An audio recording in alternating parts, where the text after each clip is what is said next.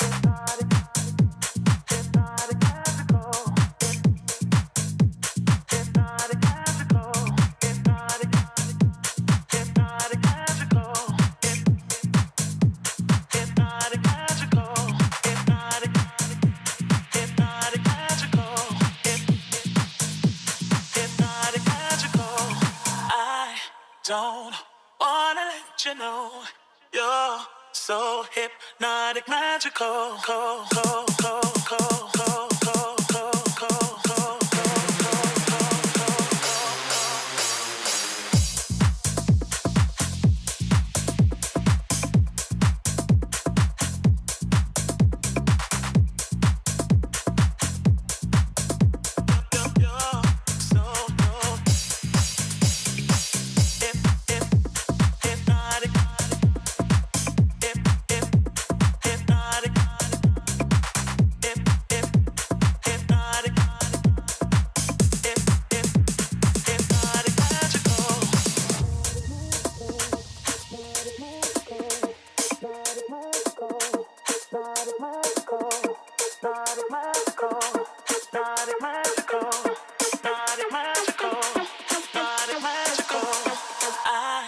Don't wanna let you know you're so hypnotic, magical.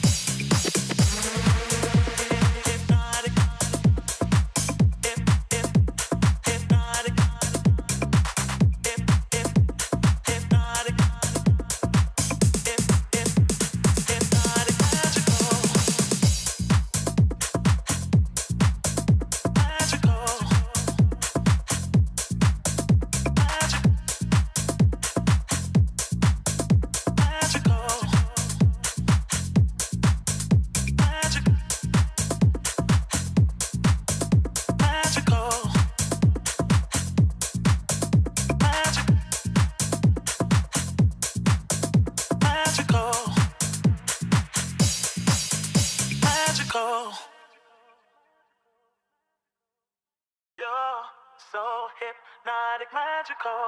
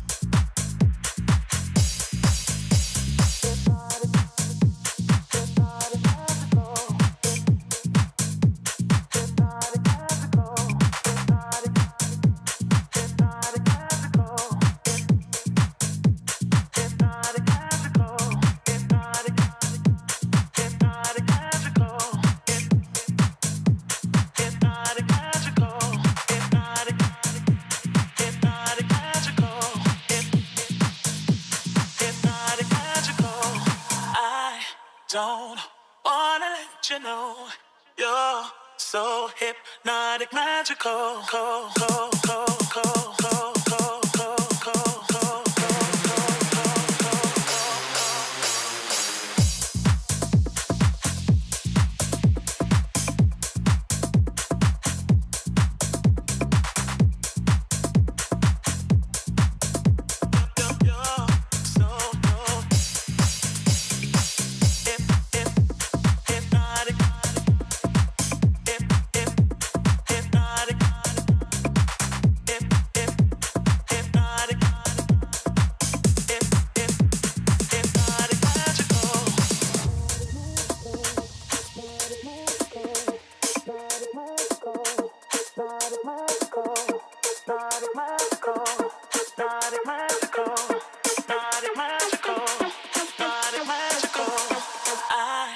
Don't wanna let you know you're so hypnotic.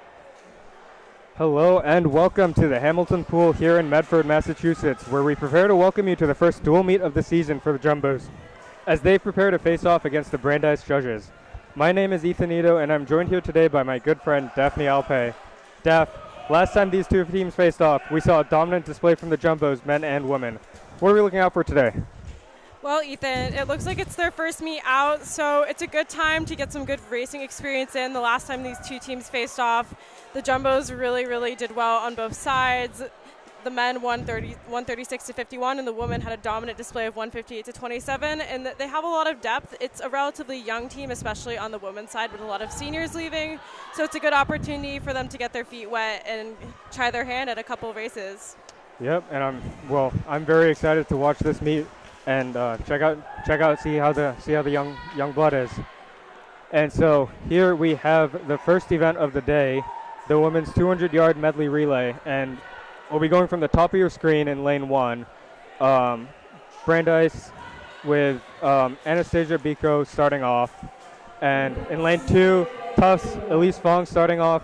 3 for Brandeis, Monica Izuka starting off the relay. In lane 4, Elena Harrison for Tufts for the Jumbos, and in lane 5, also for the Jumbos, Madison Hagberg.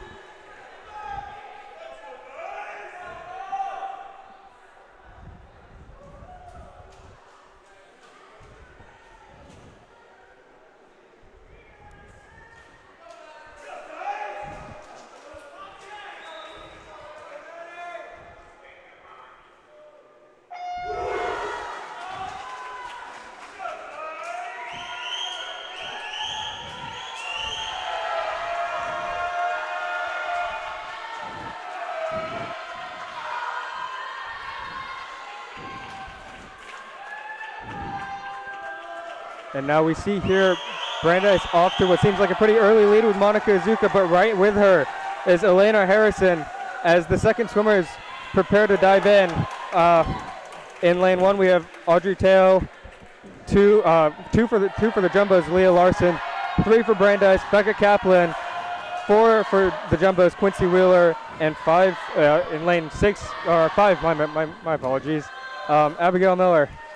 Yeah, and Wheeler's doing a really good job. She's keeping that tempo really high. In breaststroke, it's really easy to spin your arms and lose grip on the water, but it looks like she's really pulling the lane 4 Jumbos ahead as she hands it off to Esme Blackstock for the 50 fly leg.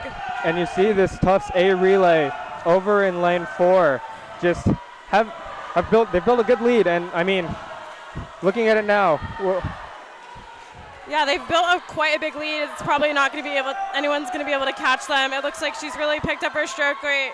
She's going to hand it over to the Tufts 50 free record holder, Jillian Cudney, who's waiting for her on the blocks, and off she goes. And now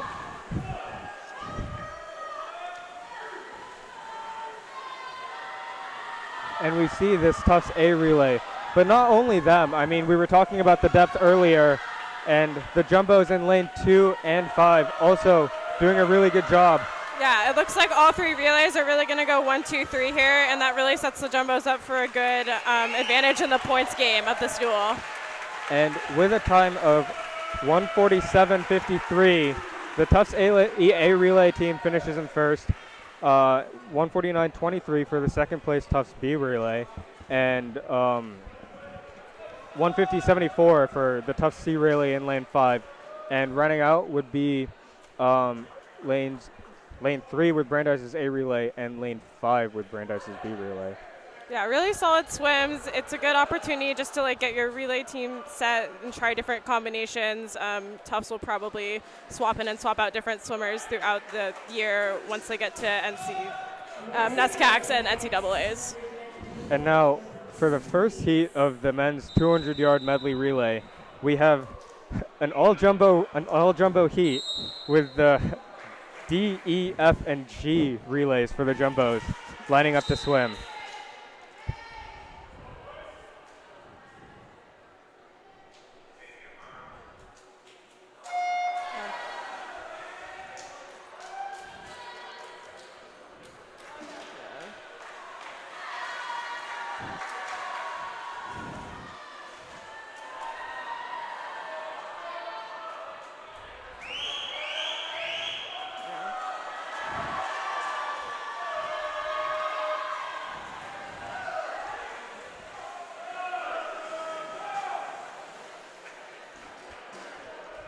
Yeah, it looks like through the first 50 lanes 3 and 4, the E and D relays are in the lead, but not by much. It looks like the 2 other relays are really hanging in there. They have so many relays that a lot of them are probably relatively similar in speed. So this is a good opportunity for them to get out there and swim a relay, especially in the later season when there's not as many opportunities for every swimmer on the team to swim one. Definitely, and you can see the depth of the jumbos really coming through here, as you see in lanes 3 and 4, Charlie Duffy and Will Stearns starting off their leg of butterfly, and they're just so close. I mean, talk about like not having a drop in pace between different relays. The jumbos are really showing that here. Yeah, no, it's good to have a good relay team to swim next to. It really pushes you. When I swam, it was really nice to always have a relay that was close to you. It really motivates you to, give your extra that last 15 meters and really push to the wall for your team. It looks like they're neck and neck here on the freestyle, but it looks like the D relay is just pulling ahead with Jan Springer, slightly out-splitting. Oh wait, I'm so sorry, Eli Holton out-splitting Jan Springer.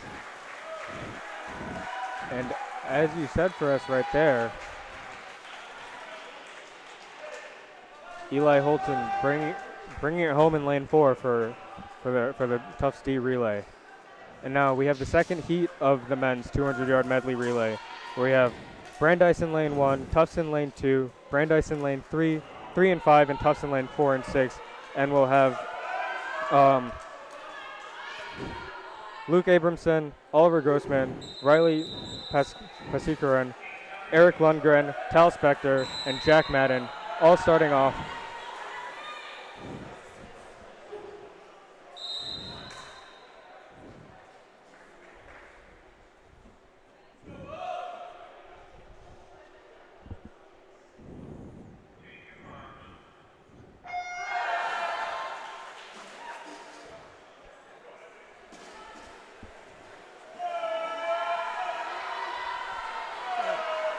And Lundgren's really the one to watch in this race. He's one of Tufts' fastest ever backstrokers. And as you can see, he's really using that underwater to his advantage, and he's really putting the jumbos in lane 4 in a really big lead over the other Tufts teams as well as the Brandeis judges. And he gives Adams a nice cushion going into this second leg of the relay. Yeah, you can see Adams really taking advantage. His stroke rate is really high. He's keeping his body position nice and high in the water, giving a good propel forward. And it looks like he's actually extending that lead for the Tufts A team in the second heat. And now in lanes 2 and 6, the Jumbo's B and C relays are very, very close.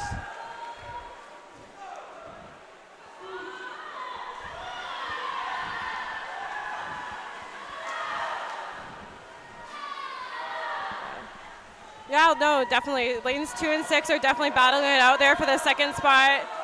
And then we also have the 2 Brandeis teams in lane 1 and 5 also battling it out for that final position as well.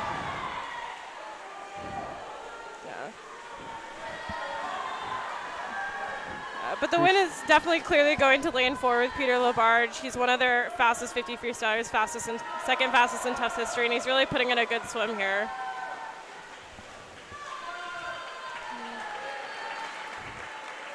And a strong finish from Soren Ugard. And that's the Jumbo's B relay in second.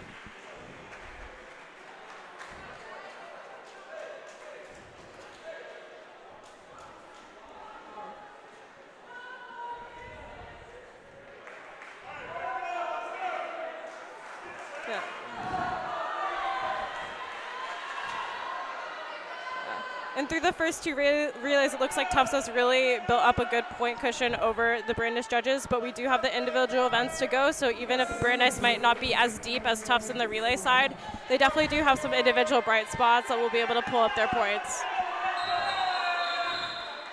And now we're lining up for the women's 1,000-yard freestyle. It's a long event, 40 lengths of the pool. And in lane 2, we have Sierra McCarty for the Jumbos. Lane 3, Becca Kaplan for Brandeis. Madeline Dunn in lane 4 for the Jumbos. Jenna Wild in lane 5 for the judges.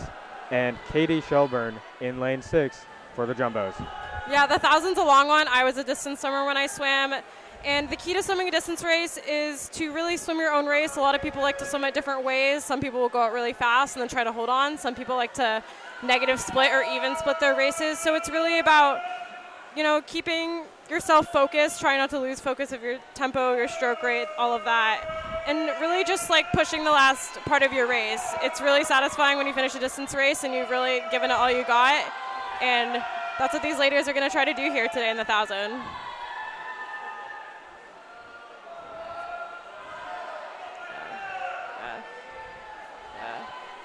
And it looks like Dunn and McCarthy are off to quite a sizable lead after the first 100. Dunn going out in under a minute, which is quite impressive for 1,000.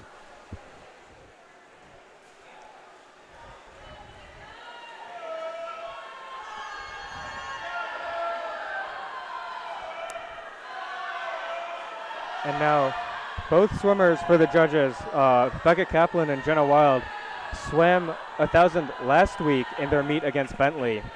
I mean, it's a tough race, and to do it, twice in the span of a week. Yeah, most certainly. 1,000 definitely takes a lot out of you, especially if you don't have the opportunity to warm down. It's definitely a taxing race, so kudos to all these ladies for doing it at the beginning of the week, and a lot of them probably have a second event that they're going to be doing. But definitely swimming a distance race multiple times over the course of a couple weeks or months is definitely quite taxing. So shout out to those two for really doing it for their team to make sure they have the representation in this event to get some points on the board.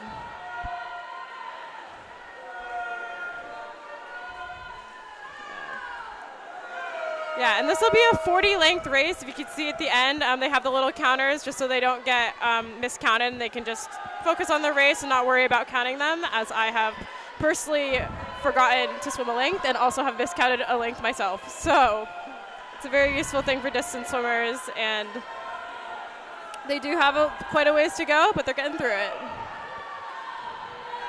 So how do you count? Like, if the board wasn't there, what would you do to count? Honestly, when I swim, I mentally always just counted how much time I had left until it was over. Like, I fully would count it in, like, sections. I'd be like, okay, like, I did a 200, I did a 400, I did a 600. And, like, it's very, like, satisfying when you see it, at least for the 1,000, get into the 30s, because you know, like, you're almost done. And when you see the red square, that's when you know you have a 25 left. And it's really nice and satisfying feeling. But and if you're Madeline Dunn right now, you must be extremely satisfied. I mean, she just has such an immense lead right now. Oh, yeah, no, her stroke looks beautiful. She's really not falling off. She's keeping her stroke rate pretty, like, high for 1,000, but she's very much maintaining it. Still doing those dolphin kicks off the wall, and she's still putting her legs into it. She's doing more than a 2-beat kick, just really moving. It is hard to swim out there by yourself, especially you don't have anyone to pace off of, but it's nice to have teammates on the side that are cheering you on.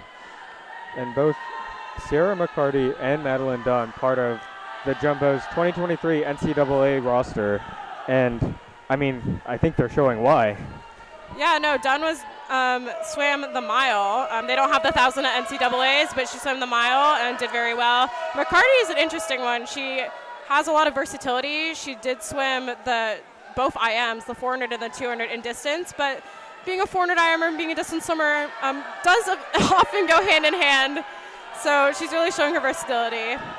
Yeah, and Katie Shelburne also in a solid third in lane 6, a little bit of outside smoke there. Keeping the top 3 spots secure for the Jumbos. Although in lane 3, Becca Kaplan is keeping it close to her. And we do have a long way to go. A lot can change in a distance race over time. We are not even at the halfway mark of this race. And Madeline Dunn is actually lapping one of the Brandeis judge girls in lane 5. As you can see, she just passed her. And that is Jenna Wild in lane 5. And now that's just a testament to how dominant of a performance we're getting from Madeline Dunn here early in this 1,000 yard. Yeah, so she's coming up on the 500 here, and once you get to the second half of the race, what you really want to think about is making sure to maintain and build your stroke. It's often a place where you start to feel it. If you went out a little bit too fast, you'll start feeling it around the 500. And she flips in 5:04.92. That's holding around a 101 pace for 100, which is extremely impressive. Also, given that distance swimming, you have to build a lot of a base before you really, really start to see the results. You have to build that base during the off season and a lot of in-season meets. So she's doing an exceptional job for her first 1,000 out of the year. And Dunn, her personal best is a 10-minute flat in the 1,000. And she's keeping incredibly close to that pace. I mean, it's really impressive considering that, you know, outside of an intra-squad meet 2 weeks ago, the Jumbos haven't had a swim meet yet this season. Yeah, definitely. They just got back into like regular season training. I know a lot of them have been training on their own time before the actual season has started. But it really shows a testament to how much work she's probably put in to really like maintain that fitness even at the beginning of the swim season. And you see the Jumbo teammates on the side cheering your teammates on. It's always really nice to see someone cheering you on in a distance race, especially when you're feeling it a little. I've had that moment a time or 20, so really seeing the support from their teammates, both the Brandeis judges and the Tufts Jumbos cheering their teammates on. Definitely, and I mean, you know, we're in the pool, and it gets loud in here. I mean, considering that there is no loudspeakers, this is all just the teams cheering each other on. The atmosphere in here is great. Yeah, no, the atmosphere really does play a big role, especially when you have your close team. The facility's small, so it really lets them get up close and personal with one another to really make some noise and get their teammates going.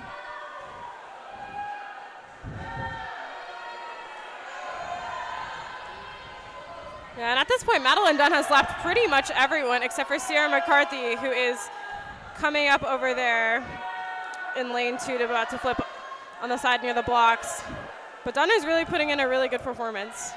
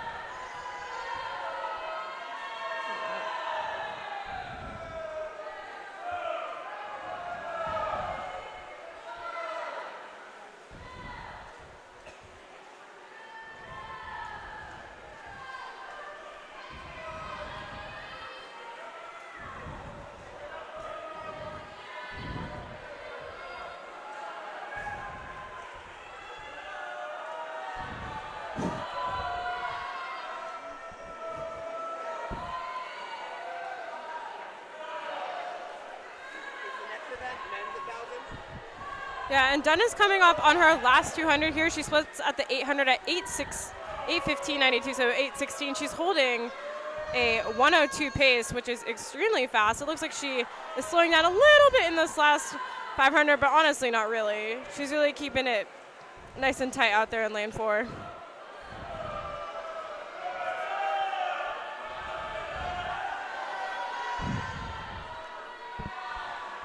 And you can see Dunn is right on the heels of her teammate, Sierra McCarty, in lane 2. And, I mean, I think that's just a testament to just the dominant performance that she's put on today. Yeah, no, she's definitely putting in a dominant performance, but not to discredit the other swimmers. Sierra McCarty is holding a really good pace, like for 1,000. She'll probably finish at least under 11 minutes. And likewise, Katie Shelburne out there in lane 6. She's really moving over there.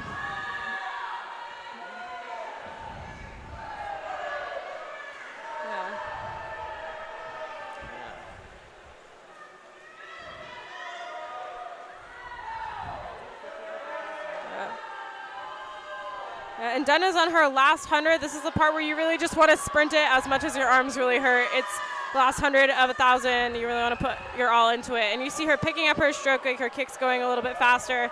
She knows she's almost done, so she's really there to push that last 50. And you hear the bell ringing on her as well to let her know that she only has a lap left.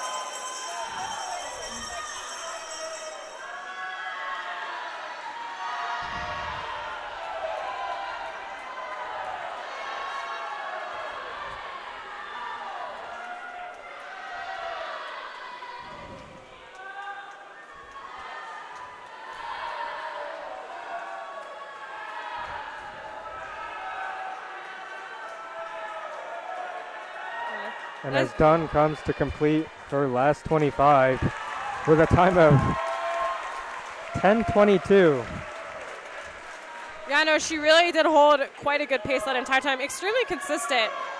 She went out in 5:05, came back in around 5:17, and that really is just only an extra second or two per 100. So that's really a testament to how consistent she was, and it's a really good base to start the beginning of the season for her. And you see McCarthy also coming in. It looks like she might just break 11 minutes, which would be an awesome swim for her to start the season as well. And she does with a time of 10:58. And you see Shelburne coming in there too in lane 6.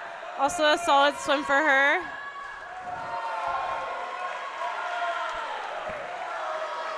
And we have the Brandeis duo of Becca Kaplan and Jenna Wild also coming in to finish their 1,000-yard freestyle.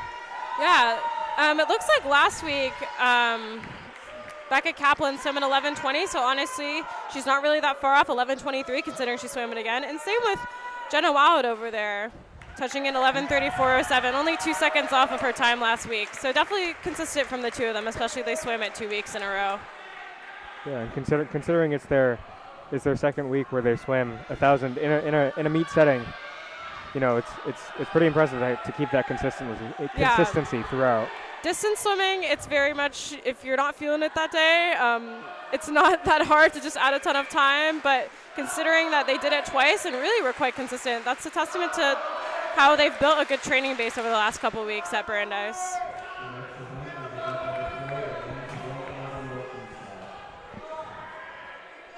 And now up next, we have the men's 1,000-yard freestyle.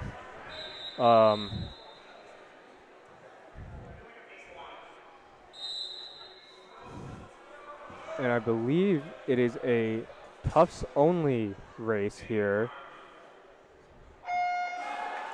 Yeah, it's just 3 Tufts swimmers in lane 3.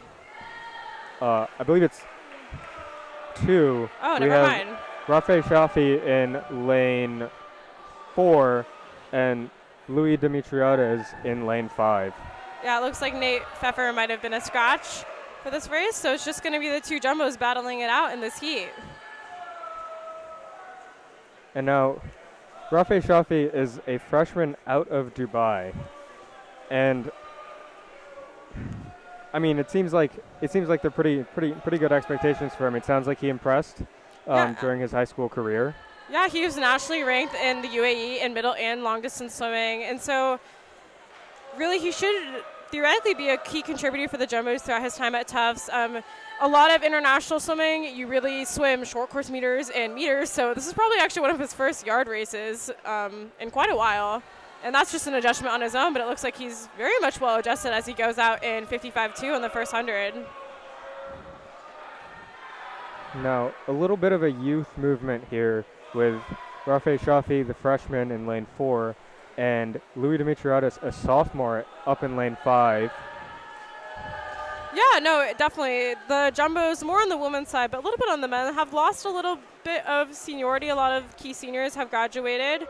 There's a couple that still are sticking around for their 5th year of eligibility. There's 2 grad students on the men's side. But it's really a good opportunity for these younger swimmers to start to grow some leadership and get their feet wet swimming. Being the only 2 from your school in an event is sometimes a little pressure racking just from a points perspective. They're not racing anyone from Brandeis, so that's not really the case here. But it's a good opportunity for them to really settle themselves in and help lead Tufts distance swimming for the younger generations that are coming up.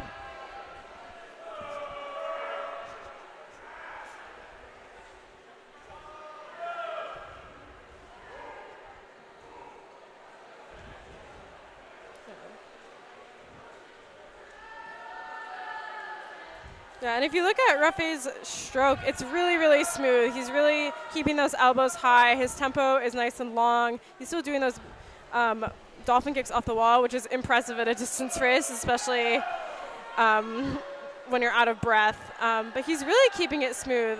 Louis, on the other hand, has a little bit higher of a stroke rate, but he's definitely keeping up. Falling slightly behind, but definitely he's trying to keep pace with his fellow Tufts teammate.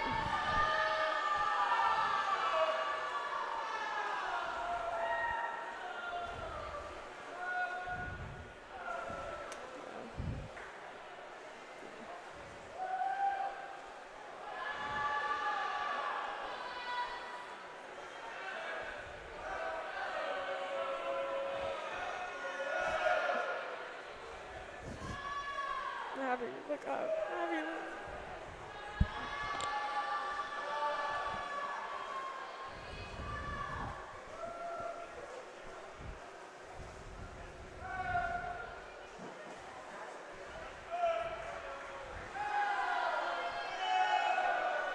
And now they've completed just about a third of a race distance here, and it seems like they're almost in lockstep. I mean, Dimitriadis is maybe falling behind slightly, but honestly, they've been keeping pace with each other really nicely here. Yeah, no, I definitely agree. Dimitriadis' best time is a little bit slower than Shafi, so he's doing a great job keeping it close here. And they're both still holding under 10-minute pace. They flip at the 400, 354.93, and 358.06. So they both, if they keep this pace, might be on track to break 10, which would be an awesome way to start the season off.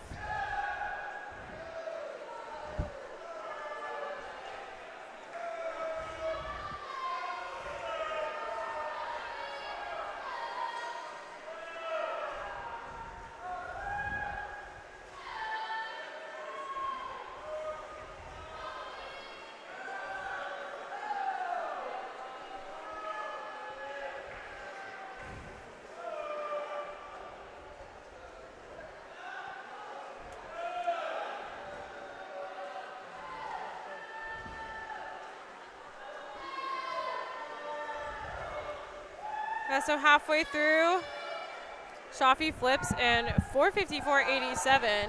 He's really keeping his stroke long. It doesn't look like he's slowing down. And Dimitriadis is still under that 10-minute pace, flipping at 459.77. So we'll see how this race shapes up in the second half.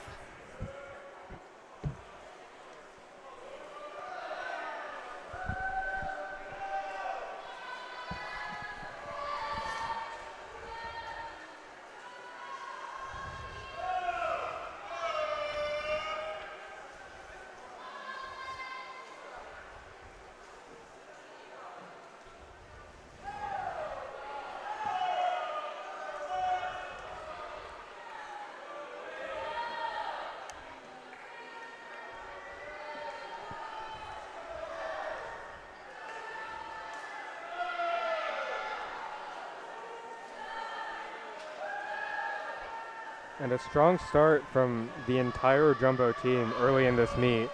I mean, I think you could say that they after finishing 7th and 10th in NCAAs for the men's and women's teams respectively, you know, they're definitely going to be looking to build on that.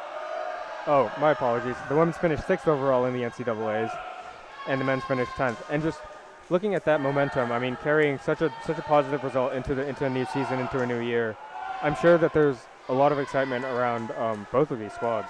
Yeah, no, definitely. Tufts Swimming has really been on the up and coming. They're really morphed into a really strong D3 team on both the men's and women's side. Last year, the women have lost a couple of key players, most notably Lily Klingensmith. She was the NCAA D3 champion in both the 100 fly and the 100 free, and a really key relay swimmer. She transferred to Brown. But as Ethan mentioned earlier, there are a lot of really fast freshmen and younger swimmers that are up and coming that once they develop a little bit more, they could definitely fill those roles and make a big impact for the Jumbos as well. Yeah, and I mean, it's crazy to think that Klingensmith did all that just as a freshman. Yeah, no, definitely when you're young, it's a great opportunity, especially there's a lot of excitement going into your first year of college, and you're really able to put a lot in it versus, not to say anything on the juniors and seniors, but definitely there's a lot of academic pressure, especially D3. All of these swimmers are extremely academically accomplished, so sometimes it is hard to balance academics and swimming at the same time, but a lot of them are doing an excellent job and still really performing at the highest level.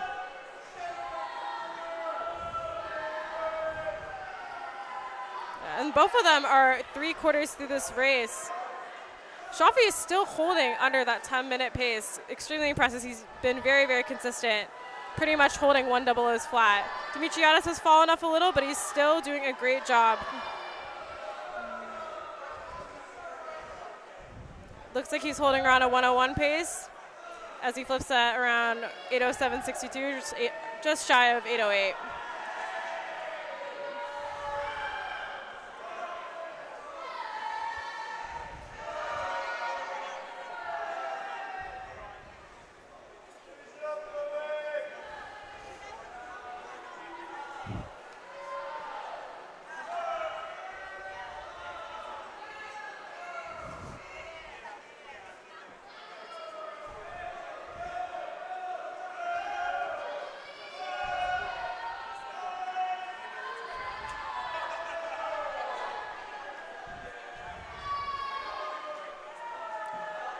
Now you see Shafi in lane 4 getting started on his last 100 of this 1,000-yard freestyle race.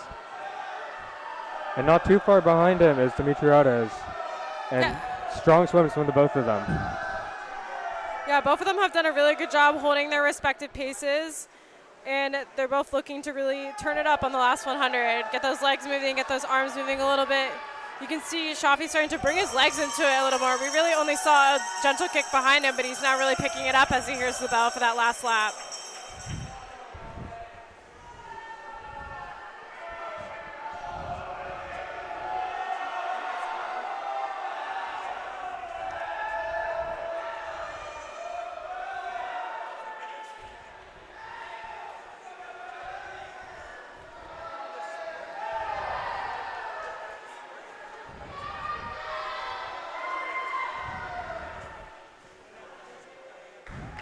And now Rafe Shafi brings it home with a 9:54.77 on his first 1,000-yard freestyle of the season of his collegiate career.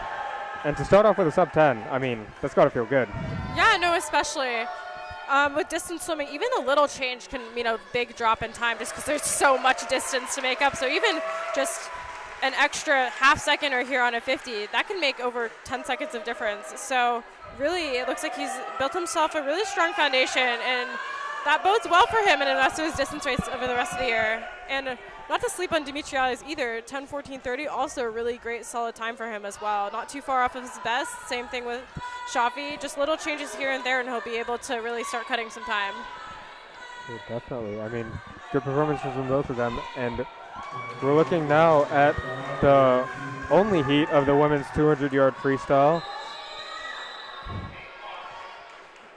And in lane 1, we have Sophia Pulaski. In lane 2, we have Natalie Lesh for the Jumbos. Lane 3, Chloe Gonzalez for the judges. Lane 4, Celine Tunsai for the Jumbos, and Eva Parson for Brandeis in lane 5. And Sahar Mumtaz in lane 6 for Tufts. And now a little bit of a change of pace here from the 1,000-yard freestyle. We're going to more, we call it middle distance, more of a sprint, somewhere in the middle.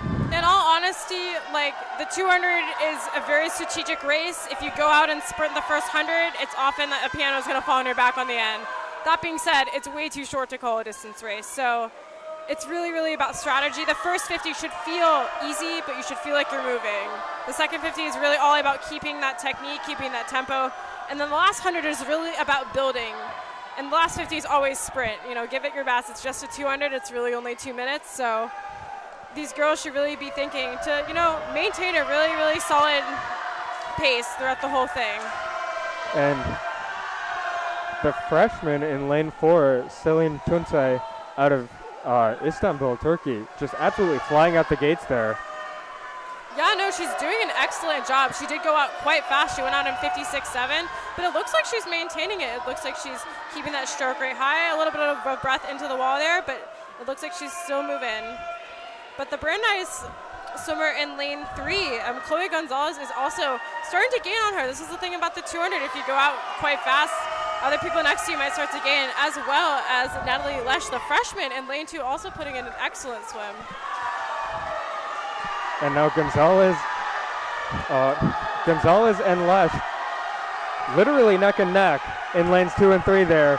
And it might even seem that Gonzalez is almost taking the lead. Yeah, no. And now watch the middle two lanes here. Yeah, no, both teams are going crazy. They're both trying to get their swimmers to the wall. It looks like Lesh is really, really putting in those strokes. As well as Gonzalez and straight to the wall, and who's it going to be? And Chloe Gonzalez pulls it out in the very last moment, 0.7 of a second, and you could hear the pool erupting. I mean, looking at the top 3 times there. You have 0.7 between first and second in Gonzalez and Tonsai, and then between second and third, there was only a second and a tenth. I mean, what a race that was. Yeah, no, definitely. All 3 girls under 2 minutes. A really great way to start the season. It looks like Celine took it out really, really fast. She went out in 56. It looked like she fell off just a little, but she tried to push at the end. But Gonzalez been a really smart race. She went out like close enough to be close to the leaders, but not so fast that she had enough gas at the end. And so the 200, I always say there's a lot of lead changes. There's a lot of strategy that goes into a 200 based on how you like to swim it. And this is just a really good example of that. And Gonzalez, I mean, just kept building and building and building, and right at the end, took her moment and snatched the first win of the day for the judges. And now we have the first heat of the men's 200-yard freestyle, another all-Tufts heat. In lane 1, you have Jack Moore. In lane 2, you have Jerry Young. In lane 4, you have Kapil Shetty. And in lane 5, we have Josh Harrison.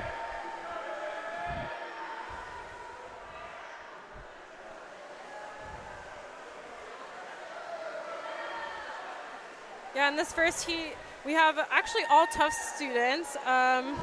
Take note of the freshman in lane 5, Josh Harrison, taking it out. This is also just showing how youthful this team is, but how all the freshmen seem to look like they have the potential to make such a big impact on this team, and they're really showing it in this first dual meet of the season.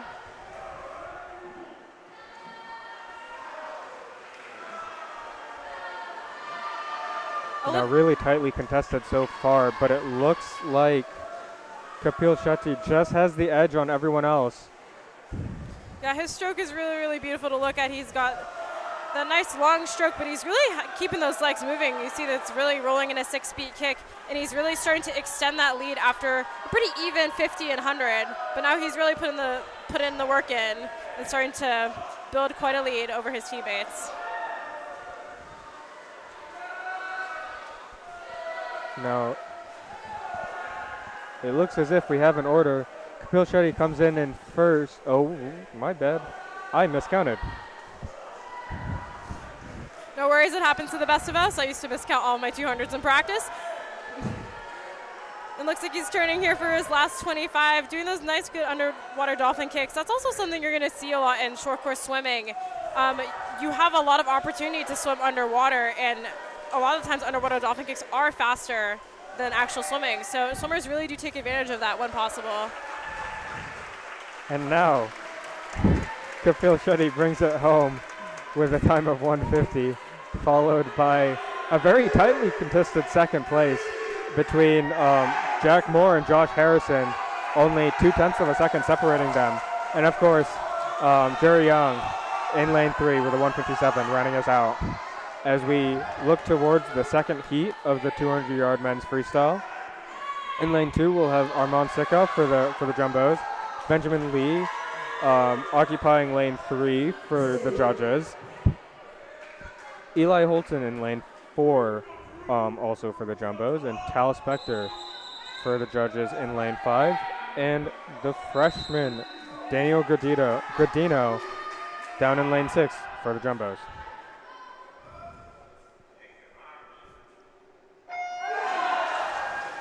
Yeah, a lot of talent in this second heat here.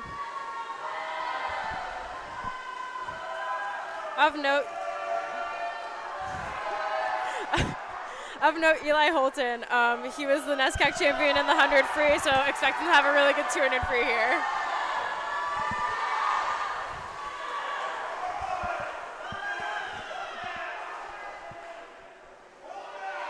And now we see it's so tightly contested between the front 3 here of Sika, Lee, and Holton. It looks like Holton's got just a bit of an edge over his teammate Sika and the judge and Lee, but Lee's not backing down here. I mean, he's keeping right pace with them. Yeah, but I wanted to look at Arman Sika's stroke in lane 2. The other two are really, really turning their arms. But you look at his stroke, it looks like he's honestly swimming at 500. But look at him, he's now starting to pick it up. And honestly, all three of them are really starting to realize that this is going to be a close one. And they're all putting in those strokes.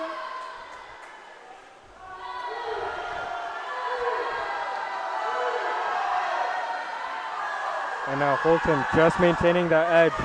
Sika and Lee are so close right now.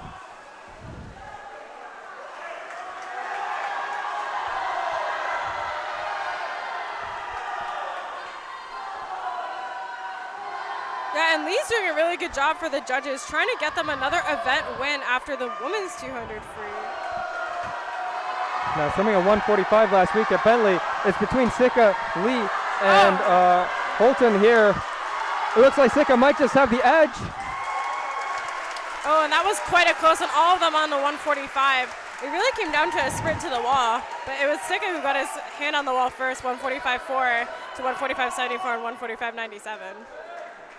And what a finish there. I mean, that was really exciting. They were just neck and neck the entire race. Yeah, and that's honestly the fun of a 200. It's just short enough that you get to see some strategy play out, but just long enough that you really get to see who has the endurance to keep it close at the end.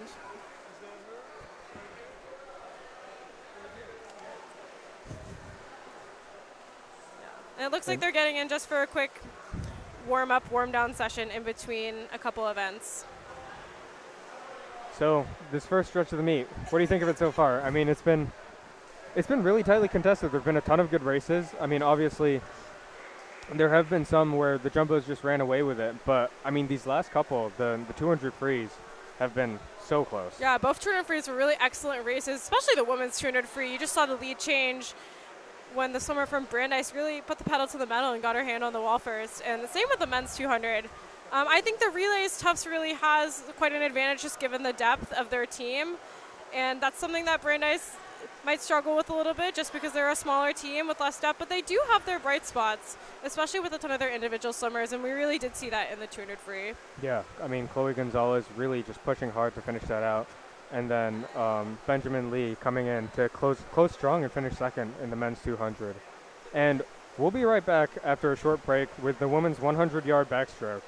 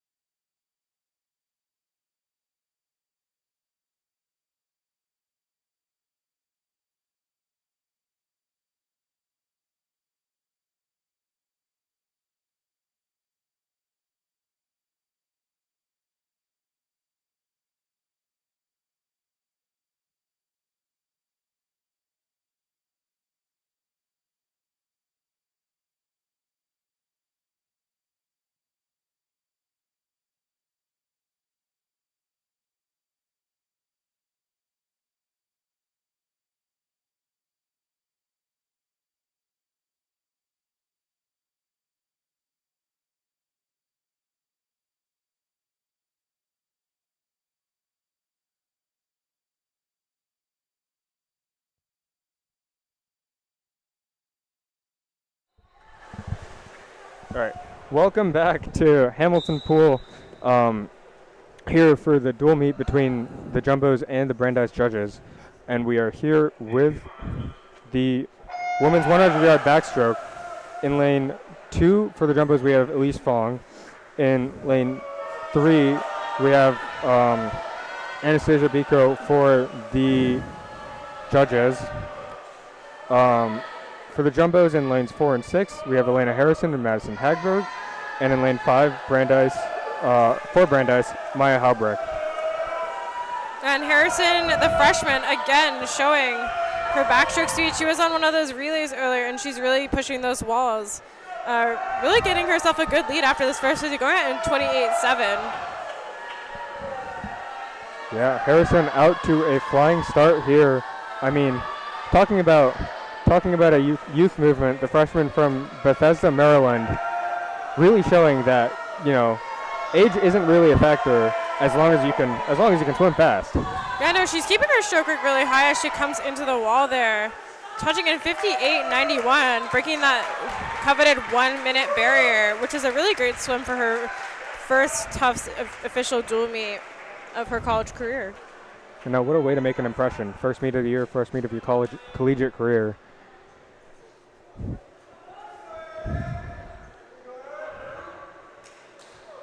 And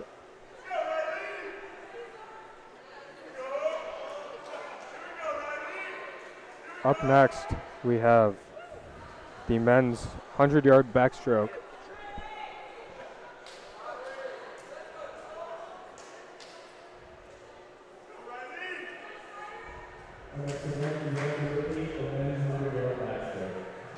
It's a largely jumbo event here, with lanes 1, 2, 4, 5, and 6 with Sean Carr, Oliver Grossman, Eric Lundgren, Ethan Schreier, and Jack Madden, all for the Jumbos. And the lone judge in this race, Riley Pasikaran, in lane 3.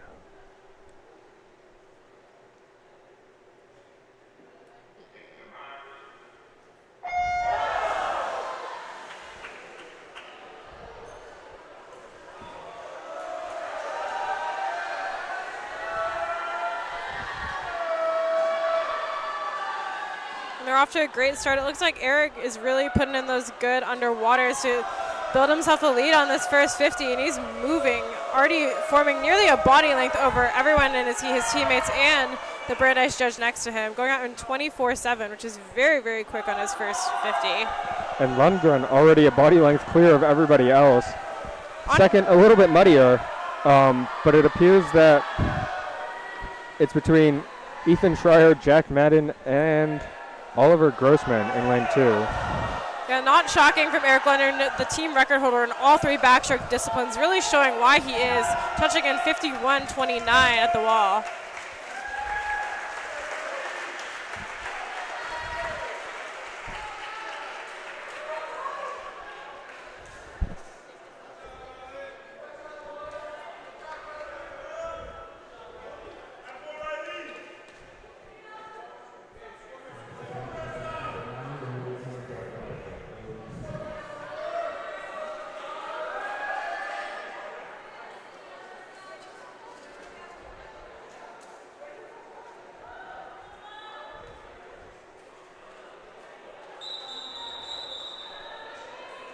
And for the women's first heat of the women's 100-yard breaststroke, it's another all-tough heat. I feel like we're going to be saying that a decent amount today, with Sydney Stas in lane 3, Mia Solomon in lane 4, and Marissa Chow in lane 5. Yeah, a lot of youth in this heat, the first 2, and lanes 3 and 4 are both freshmen. Chow, a senior, but all of them sharing this heat together in the 100.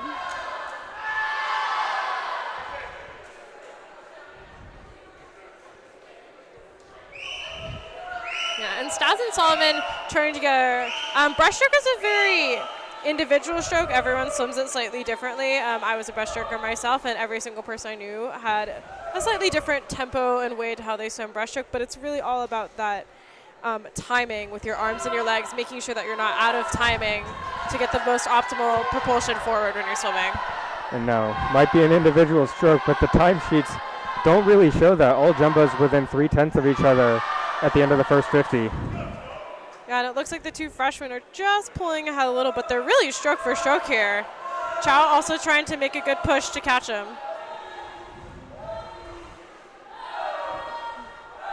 Now, as we come to the wall, it looks like Mia Solomon just has the edge over Sydney Stas and Marissa Chow. All three under 110 though, but a really great swim from Mia Solomon. She really seemed to hold her arms and keep her tempo going throughout the entire 100 breaststroke, which is hard to do. Your arms are normally the first thing to go in a breaststroke race, so she did a really great job there.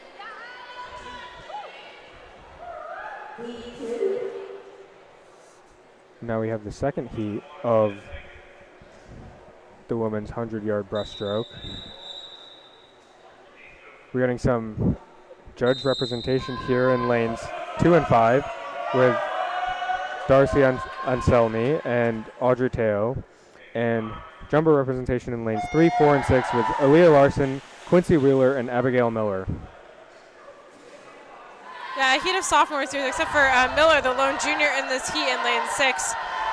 But all three jumbos quickly establishing themselves as the top three in this heat.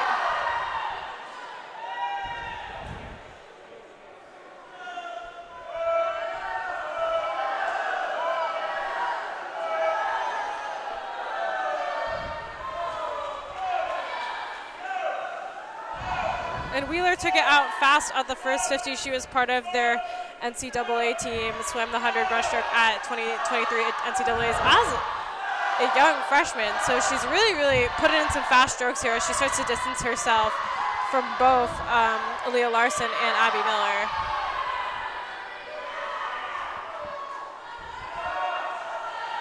Now, as we're finishing up the final 25, it looks like Quincy Wheeler just has the edge on Aaliyah Larson. And the jumbos go 1, 2, and 3 with Abby Miller touching third in lane 6. Another strong showing. They're really sweeping these heats for the jumbos. The Brandeis judge in lane 4 coming in at 1:14.21. Excuse me, lane 5, so sorry.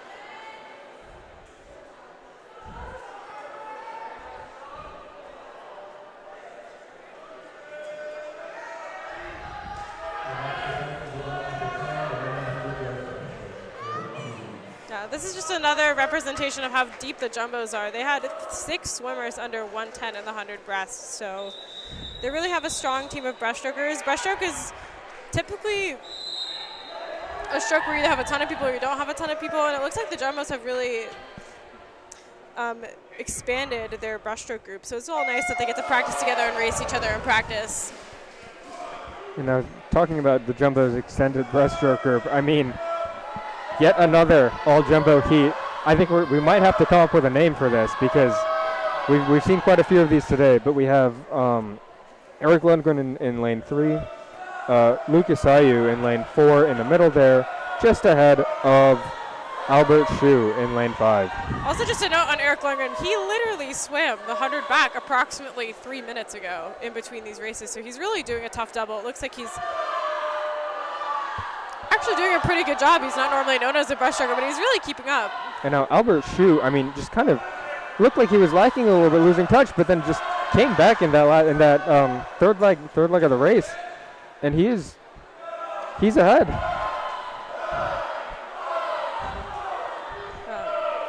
It looks like lanes 4 and 5 are pretty tight here, but it looks like lane 5 is probably going to take it at 1 minute flat, 0.5. Now the freshman from League City, Texas.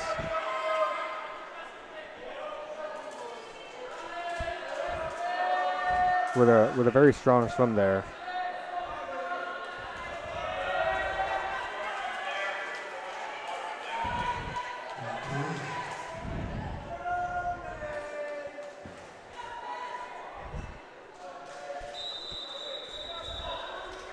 And now we have the second heat of this event. Fisher Kaplan and Isaac Lowe of Brandeis in lanes 1 and 5. Brad Challis, Darian Johnson, Emmett Adams, and Willie Shu in lanes 2, 3, 4, and 6 for the jumbos. Yeah, and Adams is one to know. In lane 4, he was also part of the 2023 NCAA team on their medley relay, also swimming individual breaststroke events as well. So he's in lane 4. He's definitely one to watch in this 100.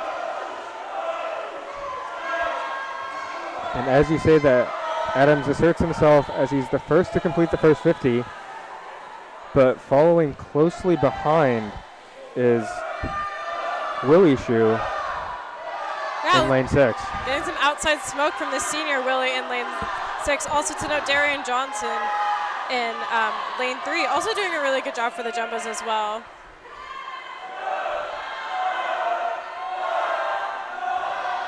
And now if anyone's going to compete with Adams, it's going to be Willie Shu in lane 6. And it's close. He put up a good fight, but Adams comes through right at the end there. Yeah, both of them breaking a minute, so a little bit faster in this heat than the other heat. Adams really went out quite quick. Didn't fade too much, so was able to still hold on, but Zhu had a really, really good back half and was able to nearly challenge Adams for the win there.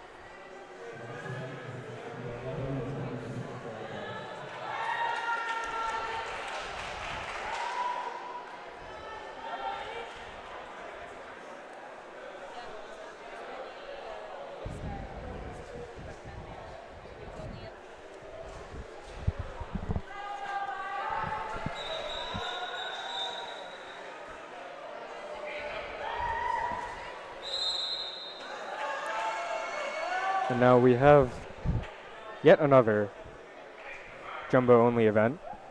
The women's 200-yard butterfly with Esme Blackstock in lane 3, Laura Wijak in lane 4, and Valeria Strohmeyer in lane 5. And Wijak is one to watch.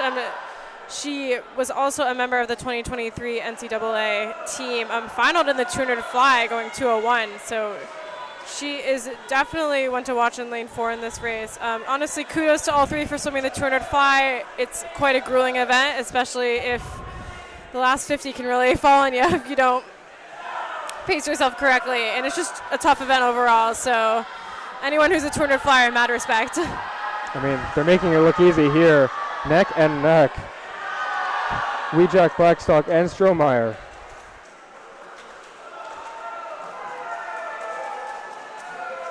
And all three of them looking quite good in this first 100. 200 fly. Something important to know is you want to just really try to drag those arms, keeps your hips high. The more your hips start to sink in the water, the more difficult it becomes, especially in a 200. So you see with Wijak how she's keeping her stroke rate really high, but her body is just really gliding through the water.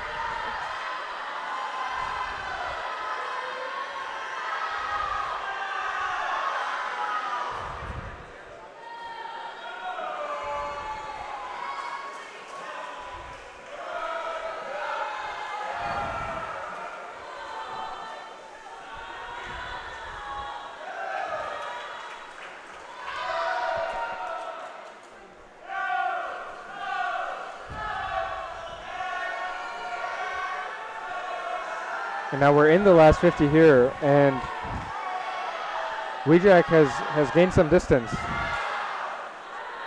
Yeah, no, she definitely started to pick up those last 250s. A little bit long on the turn, but that's something she'll clean up towards the end of the season. But she still really has that good stroke rate. It looks like her body position is still really good, even at the end of that 200. And she's going to put in a really nice time here as she touches the wall in 2:08.24.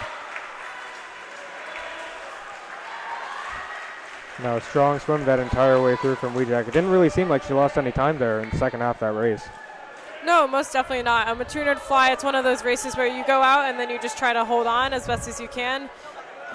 And it looks like she did that. She was out pretty quick, but she seemed to hold on to her stroke and her pace and put in a really nice time there. Now we are lining up for the men's 200-yard butterfly. In lanes 1, 3, and 5 for the judges, we have Luke Abramson, Gerald Deng, and AJ Martinez, with the jumbos, representing the jumbos in lanes 2, 4, and 6, Timothy Cho, Soren Uvard, and Josh Schultz. Yeah, this is one of the events where it looks like the judges have a little bit more depth here, so they might be able to challenge for a first place finish in this heat. And we've seen so far today that when the judges have swimmers to compete in even numbers against the jumbos, they've swam close.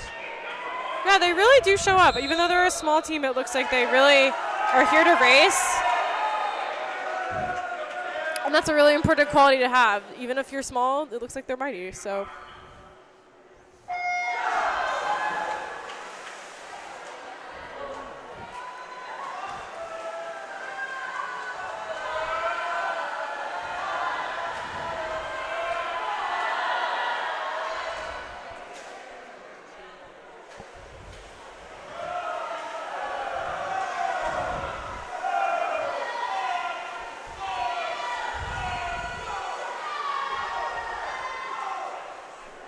As we complete the first 50, see Soren Uvard and Timothy Cho are looking very close to each other right now, both off to impressive starts. And when they push off the wall, I mean, they're going almost half the length of the pool underwater. Yeah, especially Uvard. You see he literally goes to halfway. Again, as I said earlier, with short course swimming, you don't actually have to do a ton of swimming. You can really get good at your underwater kicks and try to avoid getting caught in the wave and the wash as much as possible, especially in a butterfly event, especially when it's so tiring on your arms. Being good at those underwater kicks really puts some swimmers at an advantage. Now, as you're saying that, Tim Cho in lane 2 takes the lead of this race, looking very strong here. I mean, just kind of keeps building. And look at that gap now. He has almost half a body length on. Looks like Uvard went out pretty hard, but Cho really kept it close at the beginning and is just really building. So look at those underwater dolphin kicks, doing several of them before he comes up to keep swimming. And he's not slowing down, nor does he look tired. And we also see a push from lane 6 as well. So we see some of these outside contenders really making a charge for that top finish. And now that is Josh Schultz for the Jumbos there in lane 6. And now what a late push from him. It looks like he's clear in second.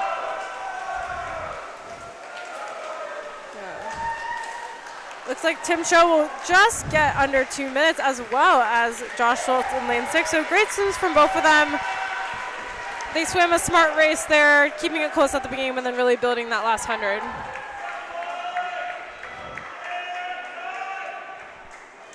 Now Gerald Deng finishing 4th, right behind Soren Uvard. And again, the judges are, you know, giving the Jumbos a little bit of run for their money. I mean, they've looked good in all the individual events. Yeah, also something to note, as we mentioned, they did have a dual meet last week, so they're probably a little bit more tired than the Jumbos coming into this meet, so that's also something to keep in mind as we go through the next couple events. And now, very, very quick event coming up with the women's 50-yard freestyle first heat.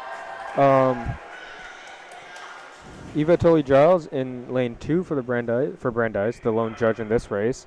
And Avery Newcomer, Alexia Palco-Lacerda, Chesney Chung, and Catherine Skelly in lanes 3, 4, 5, and 6 for the Jumbos. Yeah, this one's a splash and dash. It's really all about just getting those arms moving, kicking as hard as you can. The start is really important in a 50. A lot of races, it's not that important, but in a 50, that's a lot of time. So getting a good start's important. And now Jumbos in lockstep right here. All 4 of them literally within milliseconds of each other. I mean, yeah, it looks like 3 through 6, 1, 2, 3, 4 across the board. And that is Avery Newcomer in first, Alexia Palco-Lacerda in second, and Chesney Chung in third, Catherine Skelly fourth, and running us out, Eva Tully-Giles for the judges. Yeah, and all of them for the Tufts Jumbos under 26 seconds, so all of them within 25.5 to 25.9, and those are some really solid times to put up at the beginning of the year, especially from a flat start 50. And in the second heat of this event, we have some heavy hitters in here. For the judges, Lexi Kaufman in lane 1, or for the judges in lanes 1, 3, and 5. Lexi Kaufman, Chloe Gonzalez, Monica Izuka, and for the Jumbos, Isabella Chambers, Julian Cudley, and Emma Claus in the even lanes. Yeah, and Cudney is the Tufts record holder in the 50 free. You see her in lane 4 really starting to put in those strokes. She is starting to distance herself, but lane 2, Isabella Chambers also putting in some good strokes as well. And you see exactly why Cudney was able to get so much separation early in that race. And no discredit to Isabella Chambers either, putting up a strong fight. And also Chloe Gonzalez in lane 3. She's been having a good day today. Yeah, no, the Brandeis judges definitely have some bright spots, and she's one of them. She's one of their strongest female swimmers, and you can see why, taking third in that race. Almost everyone in this heat was faster than the heat before them, so the judges will pick up some good points here to keep them in the mix. Now, up next, we have the first heat of the men's 50-yard freestyle.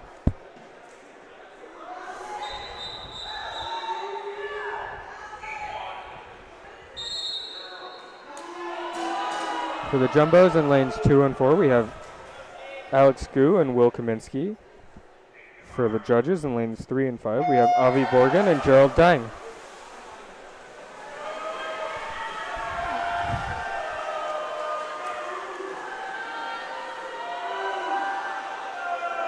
And as soon as they hit the water, I mean, you see the two jumbos, Alex Gu and Will Kaminsky, just gaining a little bit. Gu looks to have the edge here.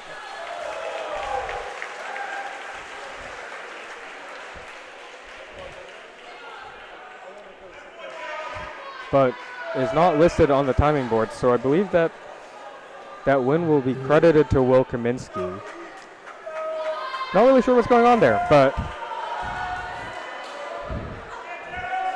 maybe he's just swimming it for fun.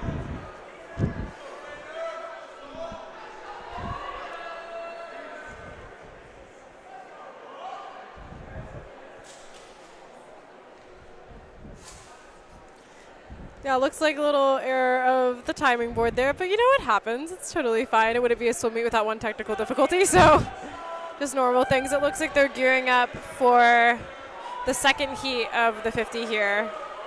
Now looking at the sheet now, I believe Alex Gu was listed to swim in the second heat of this event, but swam in the first instead. I mean, yeah, they'll probably adjust for that later. You know, when I was a swimmer, I sometimes got my heats and lanes confused, so it happens. No worries about it. Looks like they're gearing up here for that second heat, though. so for this second heat, we're going to have, for the jumbo, one jumbo and two judges. Peter Labarge, one of the jumbo's strongest swimmers in lane 2, and then for the judges, Solomon Skelton Harris in lane 3 and Ryan Shulkin in lane 5. And now Labarge with an absolutely explosive start. I mean, look at the distance he's gained already. Yeah, really not breathing. That's also the key to the 50, especially if you're swimming it in around 20 seconds. Like, you don't need to breathe. It's an extra time. And he's really under 21 seconds, 20.9. That's an excellent swim out of lane 2. And now you could hear everyone in the pool deck cheering a little bit extra. Now, very impressive swim from Peter Labarge there. Yeah, and after those 50s, it looks like we have another warm-up, worn-down break with the swimmers getting in just to loosen up. And I mean, exciting meet so far. There've been a lot of tight races. You know, a lot of comebacks too. I mean, yeah, no, it looks like in a lot of the longer events, it looks like swimmers are either going out really, really fast and being able to hang on, or if they're going out fast, it looks like they might be struggling a little bit just on the back half. That happens a lot early in the season, especially when you haven't built as much of a foundational base. So we're seeing some good races, especially in the longer races, but definitely Tufts showing their depth and versatility here with all of their swimmers. Really swimming quite well. all right, and we'll be right back with, what I believe is the women's 100-yard freestyle after a short break.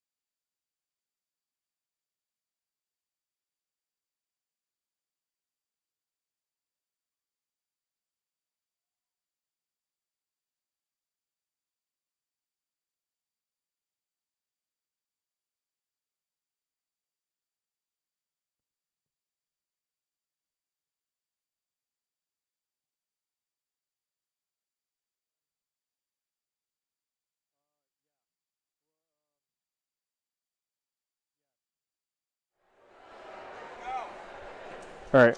Hello and welcome back to Hamilton Pool, where we have the Jumbos facing off against the Brandeis judges in their first home swim meet of the season. Up next, we have the women's 100-yard freestyle, the first heat of this, another Jumbo-only heat. Yeah, we've seen that a lot today, just showing the Jumbo's depth. And a lot of them actually are not swimming all of their best events. There's a couple swimmers in here who are swimming, I wouldn't say off events, but just definitely expanding their horizons a little bit. It's a really great thing to be a versatile swimmer. So it's nice to see them stepping out of their comfort zone and swimming different events. So everyone for the Jumbos here in lane 2, Alexia Palco-Lacerda. In lane 3, Chesney Chung. In lane 4, Abigail Miller. And in lane 5, Natalie Lash.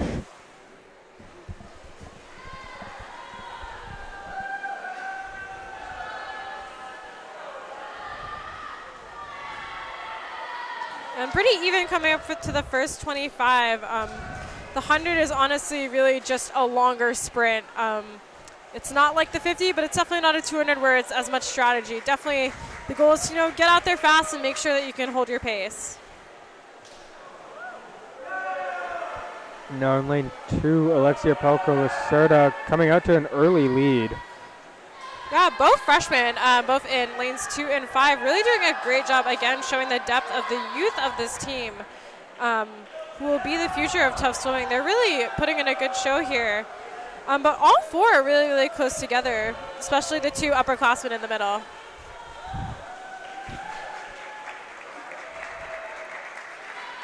And we see Alexia Palco-Lacerda coming in first, just over a second before both Abigail Miller and Natalie Lash. And to round us out, it was Chesney Chung in lane 3. And now, for the second heat of this event, we got some swimmers having strong days today. Particularly in lanes 3 and 4, Chloe Gonzalez, the star of the judges, and Jillian Cudney, who, star sprinter for the Jumbos. And additionally for the judges in lanes 1 and 5, Lexi Kaufman and Jenna Wild. And then for the Jumbos running out in lanes 2 and 6, Quincy Wheeler in lane 2 and Isabella Chambers in lane 6. Yeah, Gonzalez was the one in lane 3 who ran down Celine Tunche in the 200 free in that really close race we saw at the beginning of the meet. So expect her to have a good one here. She's side by side with Cudney right now. So focus on lanes 3, Gonzalez, and 4, Cudney. And now lanes 2, 3, 4, and 6 are literally right at the same pace with each other, and that is Quincy Wheeler, Chloe Gonzalez, Jillian Cudney, and Jenna Wild. Yeah, it looks like lane 6 actually turned first, but they're all turning quite together at around 26 seconds. And now we see Cudney starting to really put those big kicks in and assert herself on this third 25. And yeah, like you're saying, Cudney getting a little bit of daylight here. But it's still close. It's not put away yet. It looks like the other 4 swimmers are really putting in some strokes.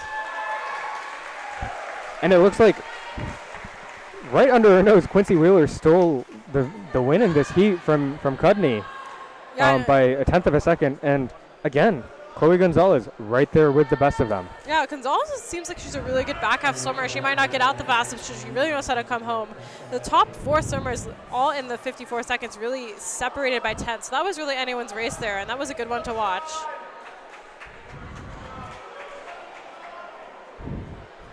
And now up next we have 3 heats of the men's 100-yard freestyle. The first 2 are going to be all Tufts once again. This first heat will have, going down from the top in lane 1, Josh Harrison, Sean Carr, Timothy Cho, Josh Schultz, and Kapil Shetty. Yeah, the Jumbo's really showing their depth here with so many heats in all of them. Also important to get some good 100 racing experience, not in this meet, but a lot of bigger meets. There'll also be the 400 relays. So it's good for all of these swimmers to have 100 freestyle time, just so their respective coaches know where they should be putting them on relays. So this is a good opportunity for them to get out there and race 100.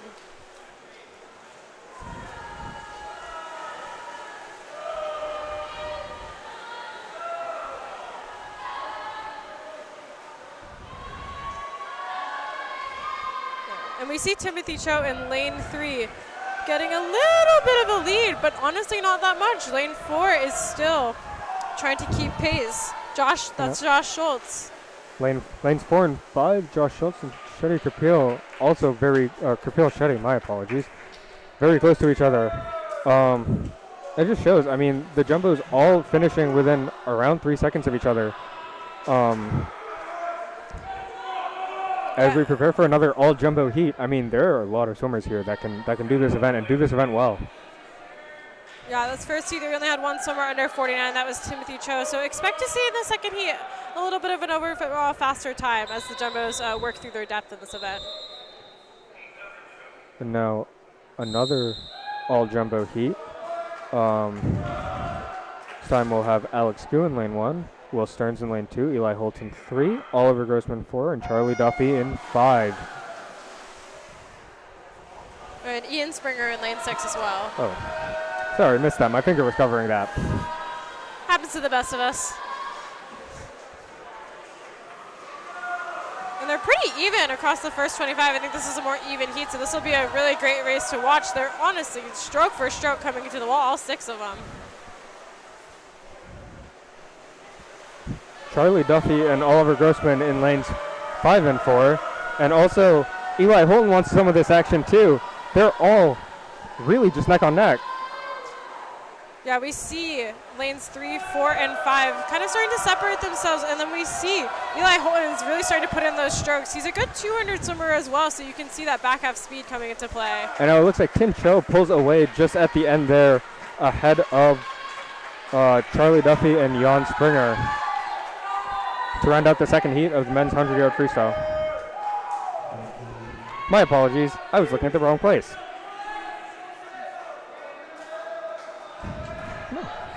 Looks like that was Eli Holton. Tim Cho was in our last team. My apologies, looking at the wrong place. There are a lot of words on these There's a lot of sheets. words on these lines. You know, they all kind of look the same. They all say Tufts. You know, it's kind of hard to differentiate sometimes. So I'll look to redeem myself this heat. And now the third and final heat of the men's 100-yard freestyle. I'll get it right this time. For Brandeis in lanes 1, 3, and 5, we have Avi Borgen, Solomon Skelton-Harris, and Ryan Shulkin. And for the Jumbos in the even lanes, Soren Uvard, Peter Labarge, and Emmett Adams. yeah, and expect this one to be speedy. Peter Labarge, again, the second fastest 50 freestyler in Tufts history, is in lane 4, also an excellent 100 freestyler who was part of their 2023 NCAA team. So expect him to get out, but the other Tufts swimmers are really putting in a good race here. And we see Soren Uvard in lane 2 actually leading at the 50. As well as Emmett Adams in lane 6 putting in some outside smoke from lane 6. And now the race here looks like it's between Uvard and Labarge. They are going stroke for stroke. I mean, you can't really see who's ahead as they're coming up to the flags past the wall. It looks like Labarge has the edge. Yeah, and Labarge touches in 46.8. That's an excellent time to start out this season for him. And the jumbo 1, 2, 3 with Labarge, Uvard, and Adams. Yeah, I'm really seeing the depth in this event. They have multiple swimmers that can go under 50, and obviously later in the season go even faster than that. So that bodes well for their future relay prospects. I mean, nearly 2 full heats of only jumbo swimmers, and then to have the depth to, take 1, 2, and 3 in the third and final heat against the judges.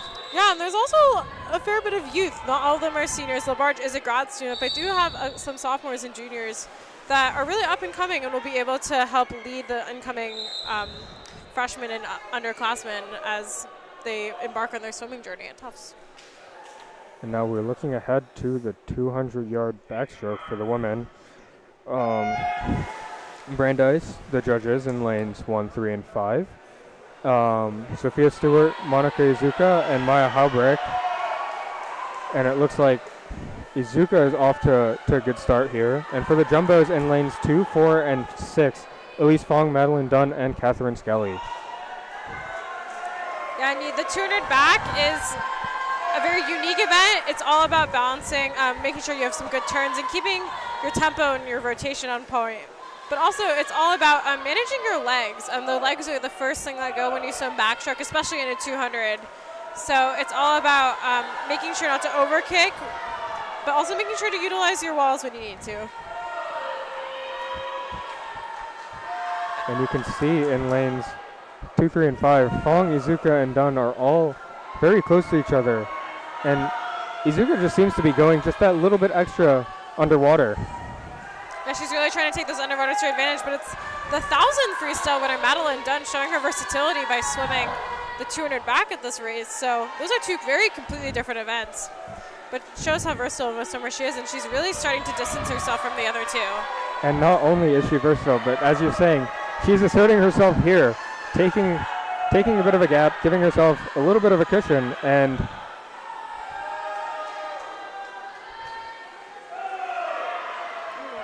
it looks like we might be racing for second here between Izuka and Fong. Fong seems to have the edge a little bit.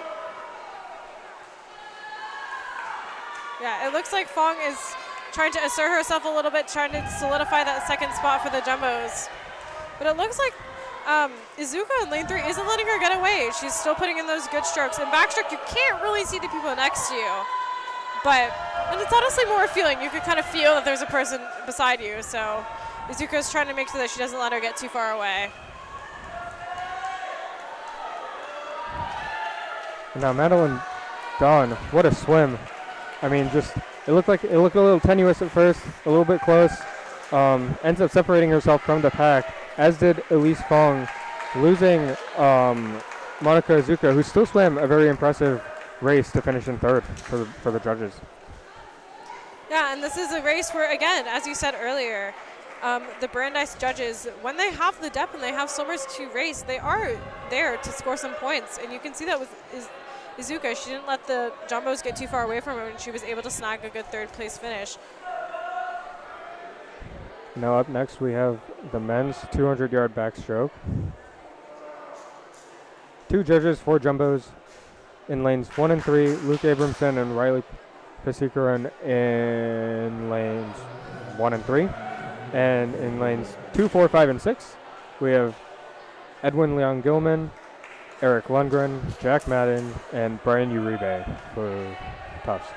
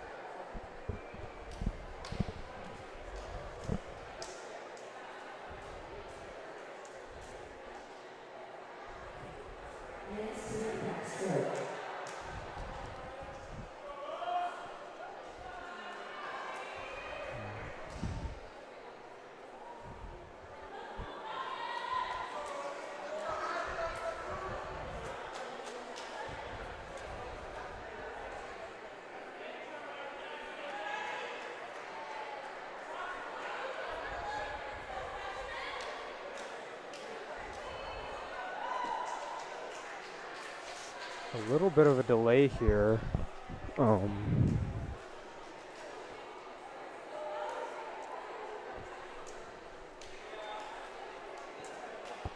As we wait to start. I'm not sure what's going on there. It might be something just with the starting ref or referee, or maybe one of the timing pads, but it looks like they were able to figure it out. No, we're familiar with some technical difficulties ourselves here at JumboCast, so totally understandable. Oh yeah, one time I was at a swim meet and the lights went off, and instead they played Ghostbusters for 20 minutes while they tried to fix them. So, anything really goes. Yeah, sounds like a good time. And now we get started with the men's 200-yard backstroke.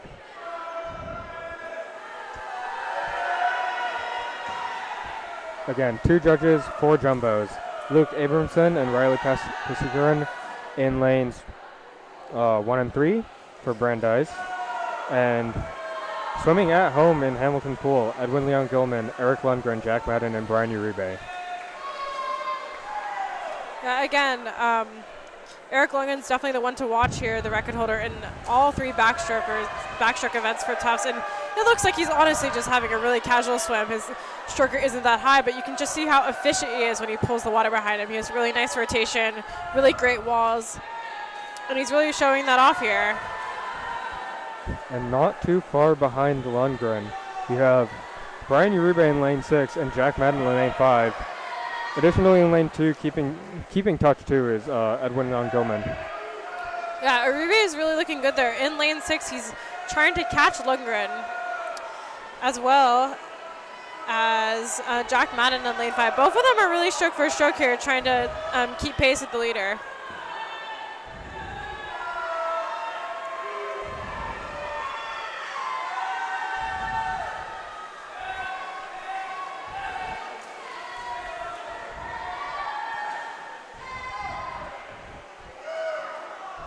Yeah, and you see those walls I was talking about. Still, even on the last 50, he's still pushing off and dolphin kicking to about halfway. So it really goes to show how important those walls are, especially in a backstroke race like this one, where there's so many walls that you can take advantage of.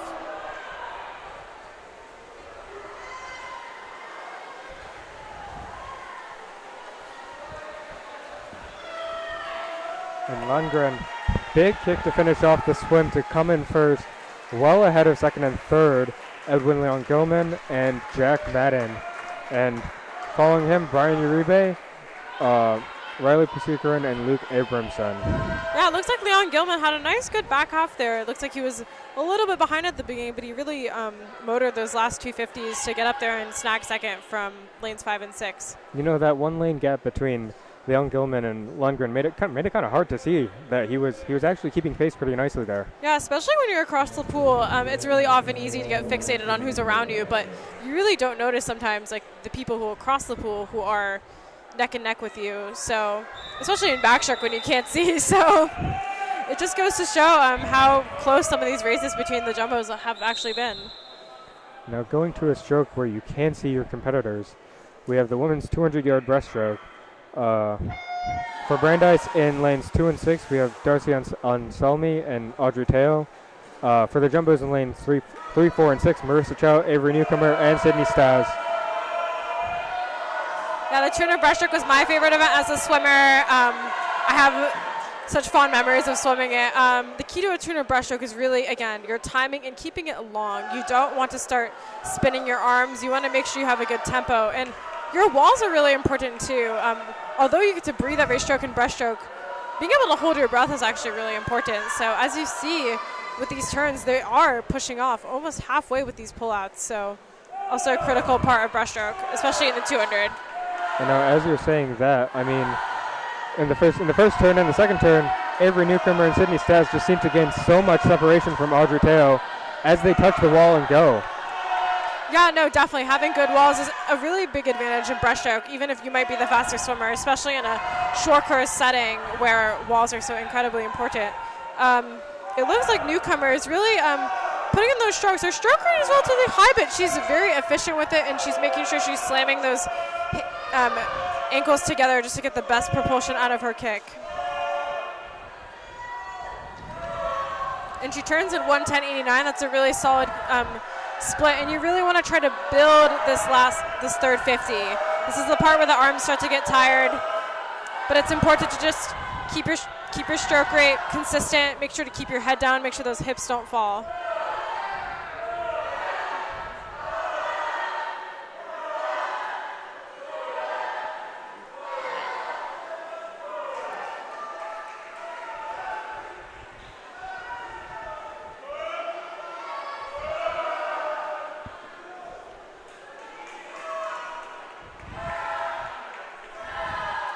Now Avery Newcomer has built herself up a nice little cushion here.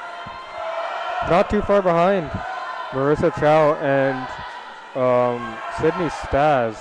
Yeah, Stas, the freshman, putting in a really good swim here.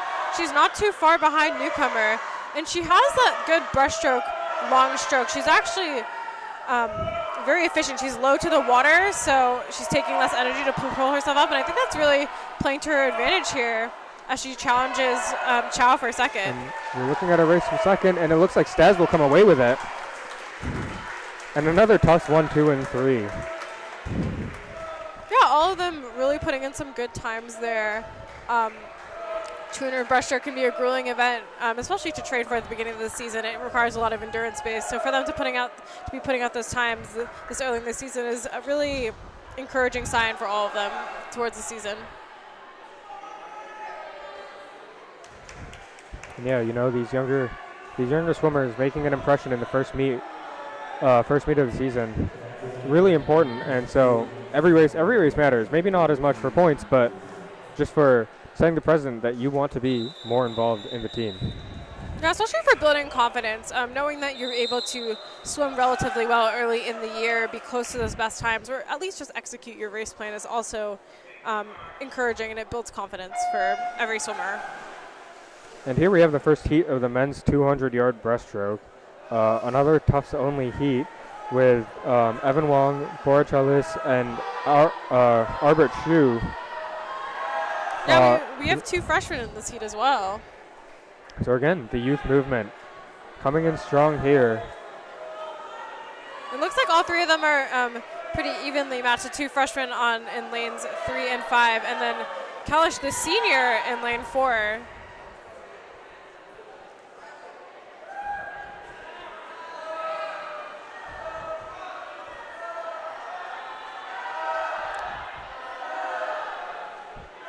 And you see they're all keeping touch with each other.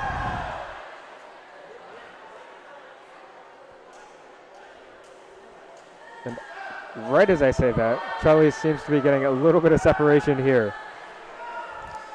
Yeah, no, he's definitely putting in some good strokes.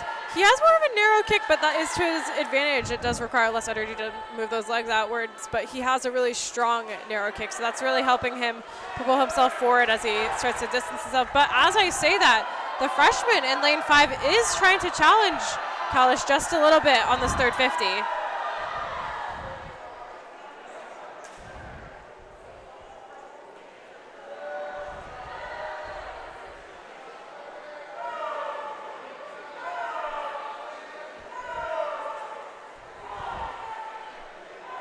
And they're nearly even as they turn to the wall.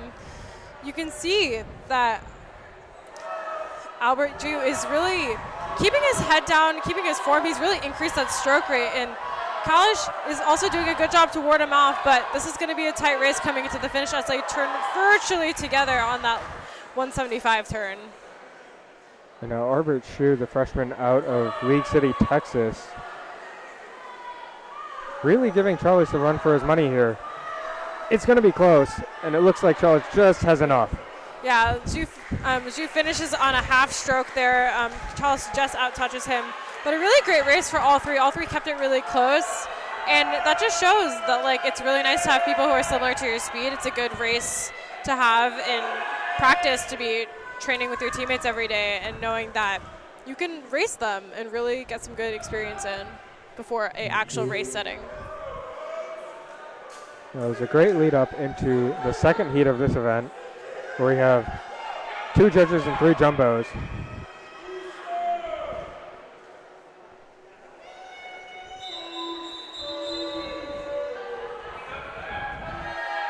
Isaac Lowe, the freshman out of Villanova, Pennsylvania, in lane 1.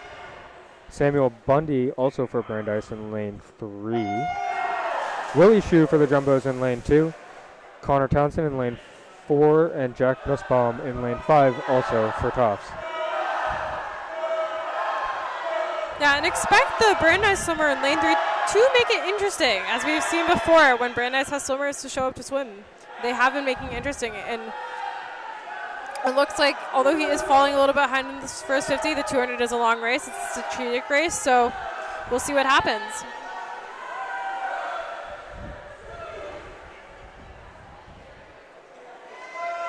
No, early advantage to the Jumbos, but which Jumbo, it's hard to tell. Connor Townsend and Jack Nussbaum seem literally right on top of each other, and Willie Shu is keeping in touch with them too. Yeah, again, it is early stages of the race. It is the first 100. Really, the race starts to really differentiate itself in the second 100, but as of right now, they're all pretty much dead even going into the first 100 turn. All splitting 102s together. And you can hear the rhythmic cheering of their teammates, everyone, both Brandeis and Tufts, coinciding with the breathing. Oh, that was my favorite thing about being a breaststroker. Like, I can't hear whenever so many of them are, but when breaststroke, like, all of your teammates are at the wall cheering you on every single stroke, and it's really, really encouraging to hear them every time. And it looks like Shu's made a push here. He's ahead of both Townsend and Nussbaum. Yeah, the senior really putting in some good strokes, showing off his experience as he goes into the last turn, doing that nice pull out and then coming up. He's increased his tempo. His body position looks great. And he's really putting in those strokes to separate himself from the pack. And now Willie Shu has pulled himself a gap. Yeah, he's not messing around on those last 50. No, he's bringing it home. And also Jack Nussbaum in lane 5, also gaining a little bit of separation from Connor Townsend. And it'll be yet another Jumbo 1, 2, 3 with Shu, Nussbaum, and Townsend. And what a second half from Shu there. Yeah, again, 200 is so strategic, and it's really important to make sure that you get yourself in a good position in the first 100, but not to let off all of the gas, because the second 100 is really where the race comes, and I think Shu really showed that. He showed a good amount of patience. He kept it close, and then he really turned the jets on the last 100. And now Samuel Bundy and Isaac Lowe will round us out for this heat.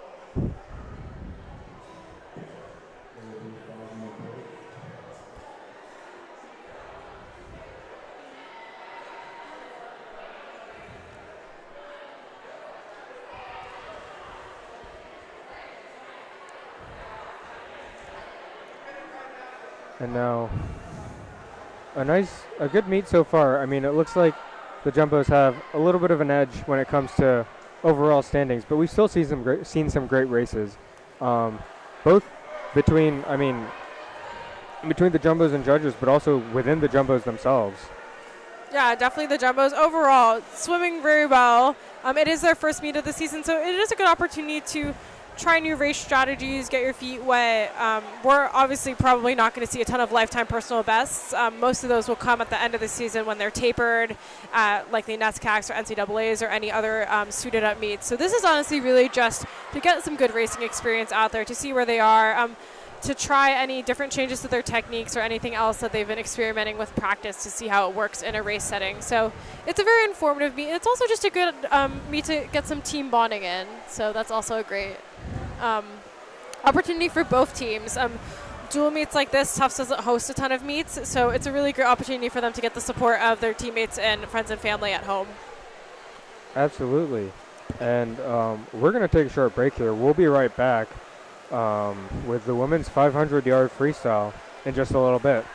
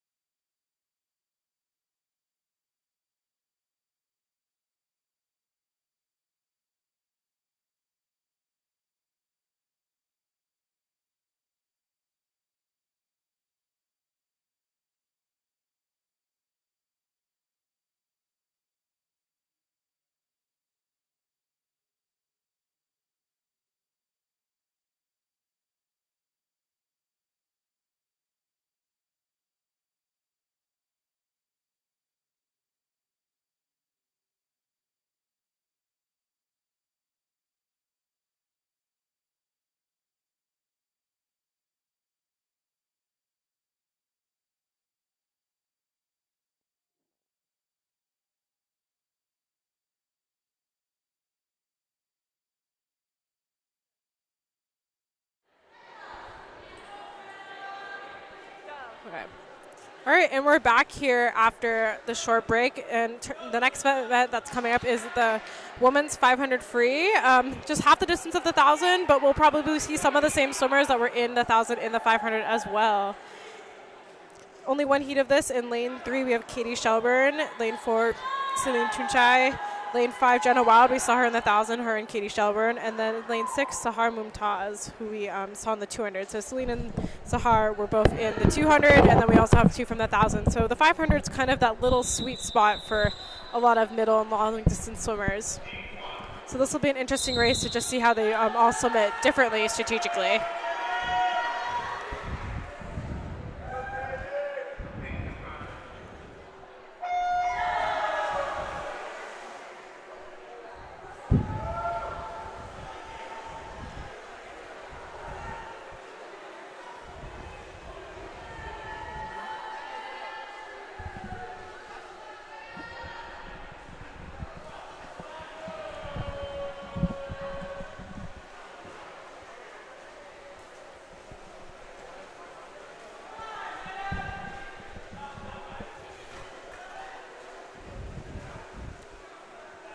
And you see the 2 tough swimmers taking out.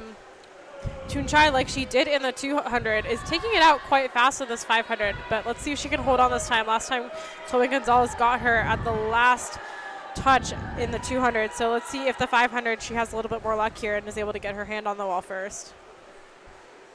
You know, not too far behind in lane 3, Katie Shelburne.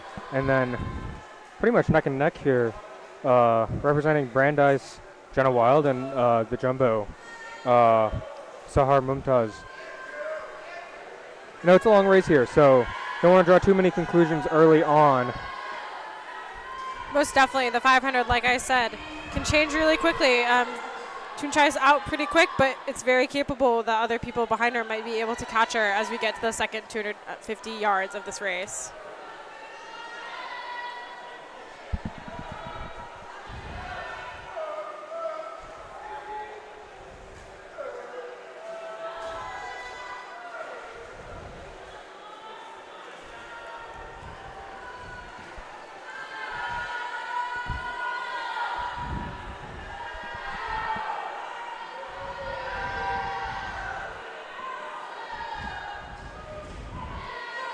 And now we're in a little bit of a holding pattern here, but Katie Shelburne looks to be closing the gap on Celine Tunchai. And she looks a lot closer this leg than she did the previous. Yeah, it looks like Shelburne is starting to eat at that lead just a little bit by a little bit. Tunchai went out relatively fast, but she is still holding her stroke, so we'll see how that shapes up. And it also might be motivation if Shelburne comes up besides her for them to really race each other in this 500. I know we're just about approaching the halfway mark of the race. And it seems like there's all to go for between Katie Shelburne and Celine Tunchai in lanes 3 and 4. Yeah, it looks like they're really closing the gap there. They're both around 5:20 pace if they go for the even split here. But by the looks of it, it looks like Katie Shelburne's really picking up her tempo, trying to catch Tunchai in the lane next to her. Now neck and neck in lanes 3 and 4. It's dead even right now. Yeah, Shelburne has done a really good job being patient. She didn't let her get too far away, but she's really starting to close the gap here upon the 300 turn, and they turn virtually together, only 200ths of a second separating them.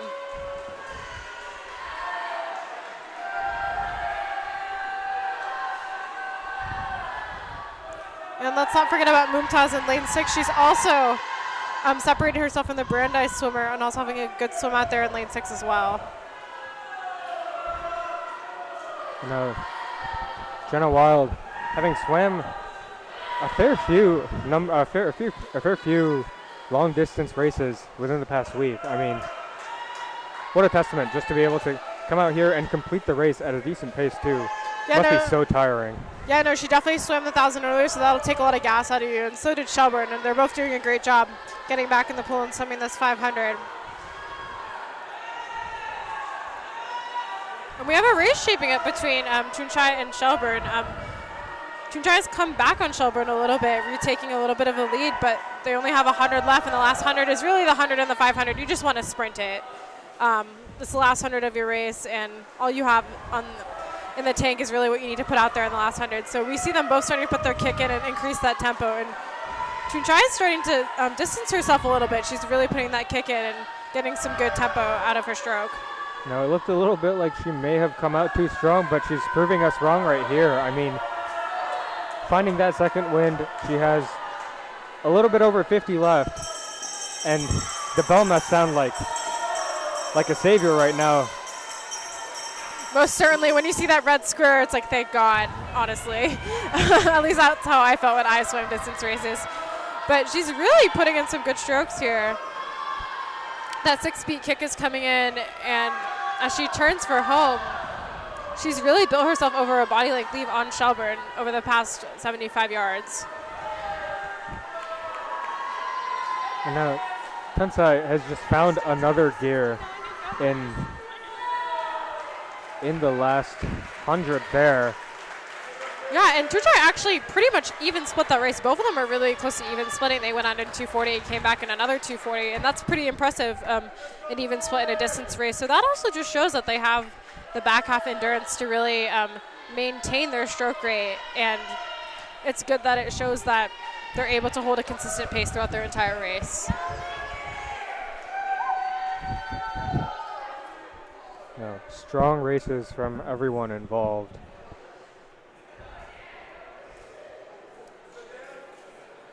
And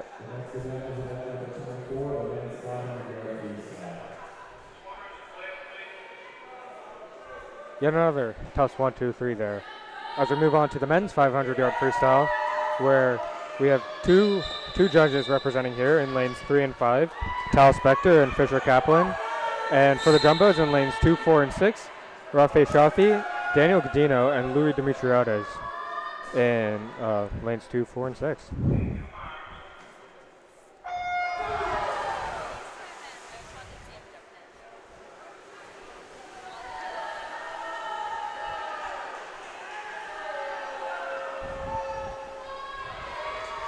Yeah, and again, a heat with two Brandeis judge swimmers. So look to them to make a little bit of a move here, especially in lane 3 with Tal Spector. It looks like he is keeping pace with the early leaders at the beginning, and the first one to the wall is Rafe Shafi. He swam the 1,000 earlier, and we're seeing that nice smooth stroke, but in contrast to the 1,000, he's definitely moving his arms a little bit faster. It's less relaxed just because of the race distance just being half the distance. So he's putting in some good strokes there to really separate himself from the field at the beginning. And now you see here Shafi separating himself from the pack a good almost second and a half clear of the next closest man in Daniel Godino for the jumbos. Yeah, and we know that so Daniel Godino and Shafi, both freshmen, we know that Shafi has that back end endurance. He did swim the 1,000 earlier, so we know that if he does go out, he's definitely going to be able to maintain it. So this is looking good for him.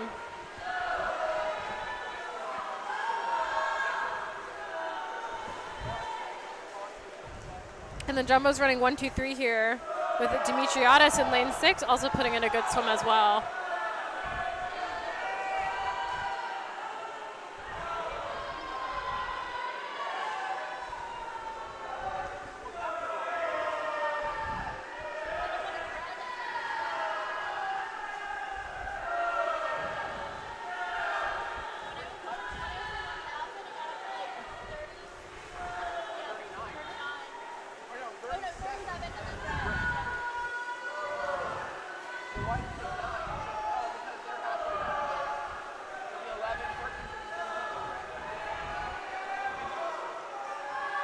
And now we're just about to approach the halfway mark of this race.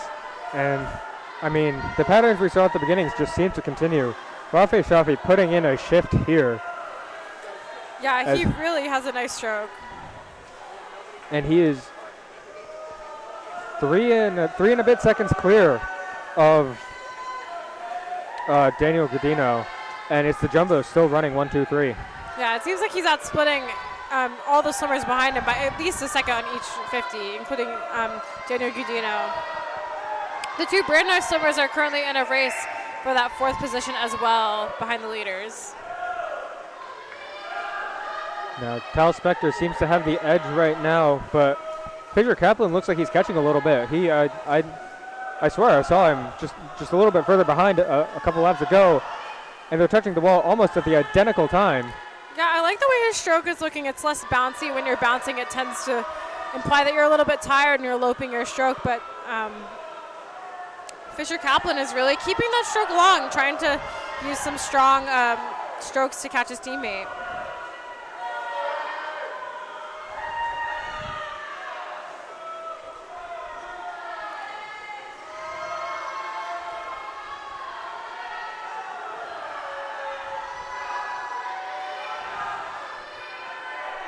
And now Rafael Shafi up in lane 2.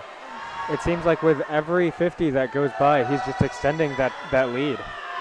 Yeah, no, he's really making it look really easy. He's definitely going to be under that 5-minute barrier. Currently holding around 1-minute pace. But he had that advantage from his first 100 earlier when he opened up in around 53 seconds. So he's really just being consistent and really putting on a masterclass of how to swim a 500 here.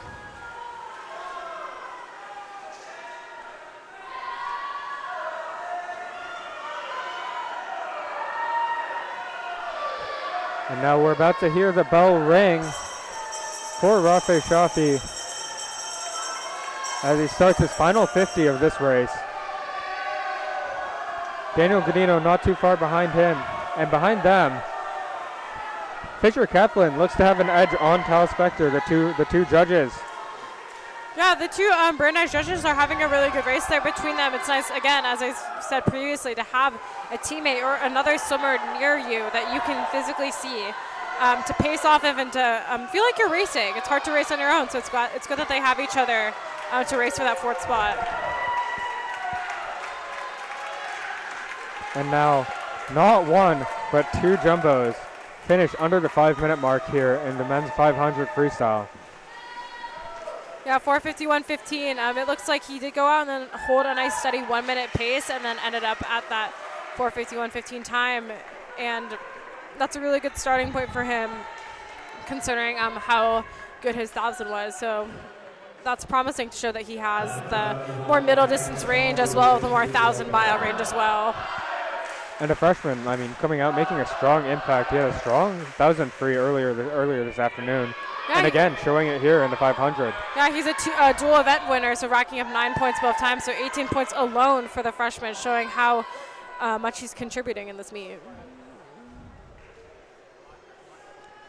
And now 6 events left on the day. We're moving on to the women's 100-yard butterfly. Brandeis in the odd lanes, jumbos in the even lanes.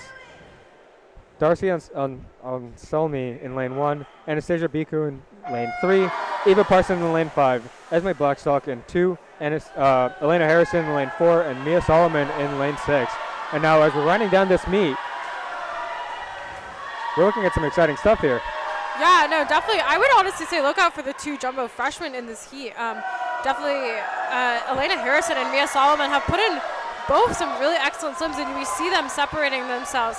But let's not sleep on Anastasia Bicau. She's also putting in a really great swim in lane 3, challenging Esme Blackstock for that 3rd spot as well. And now it looks like Elena Harrison has got herself a little bit of a cushion. Not too far behind her, though. It looks like a 3-way race between Esme Blackstock, Anastasia Biku, and Mia Solomon. Yeah, they're really fighting for that 2nd spot. It looks like Mia Solomon in lane 6 is pulling slightly away, at least from my angle here. But Elena Harrison is definitely going to win this in a sub 1-minute time, 58.82. A great swim for her. And now just an absolutely dominant display from her. And we see the jumbos, Mia Solomon and Esme Blackstock, bringing in 2 and 3. And for yet another jumbo 1, 2, 3. But again, the judges were right there with Anastasia Biku in lane 3, right on their heels. Yeah, Biku had a really great swim, 101.44.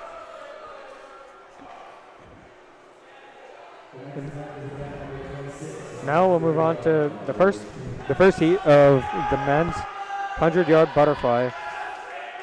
2 jumbos in this one, and no judges.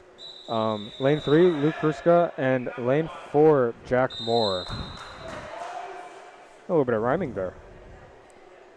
Wow, you must be a poet, I guess. Looks like the 2 teammates are facing off here in this heat. It is kind of fun to only race with one other person. I've done it a few times. It's definitely a unique experience just because it's you and them. But it looks like they're pretty even coming into the first wall, so this will be a good one to see how they channel their energy off of one another and see if they can both push each other to some fast swimming. And now Kruska, the senior out of Ridgefield, Connecticut, and Moore, the sophomore out of Cost Cobb, Connecticut. So not too far away from each other and not too far away from each other in this race. It looks like Moore has just a little bit of an edge here. Yeah, it looks like coming into that last one, Moore definitely hit it on a good stroke, but they're really stroke for stroke. Hershka's trying to come back on him, and it'll just be a tight finish to the wall to see who gets this one. And Jack Moore just edges out Luke Kruska. Both solid slips for them, both in the 55. Really tight race. And we're bound to see some more 100 flies from the heat coming up. And you can see Kruska and Moore had a lot of fun racing each other there, giving each other props at the end of that race. You know, high-fiving, congratulating each other. Yeah, I bet they do that in practice every single day, especially when you have a teammate that you always race. You get some good competitive, friendly banter with them. So it's nice to race them in practice and at an actual meet itself, too. A little bit of iron sharpens iron. And we're moving into the second heat here. 3 judges, 3 jumbos. Solomon Sealton Harris in lane, AJ Martinez and Gerald Deng, as they have been in the odd lanes. Ethan Schreier, Armand Sicca, and Will Stearns in the even lanes for the jumbos. Yeah, and the 3 jumbos establishing themselves early, but it's relatively even. Schreier looks like he's just ahead. But all 3 of them coming into the wall, 23, 24 seconds on that first 50. And now it's Schreier, Sicca, and Stearns leading the way here. Schreier's just thrown off, pun unintended, but... Yeah, no, Schreier has really excellent walls. If you saw him into that turn, he was really quick in and out of it, really taking advantage, trying to conserve the power he had. And it looks like he's motoring towards the wall in 50.58, almost under that 50-second barrier.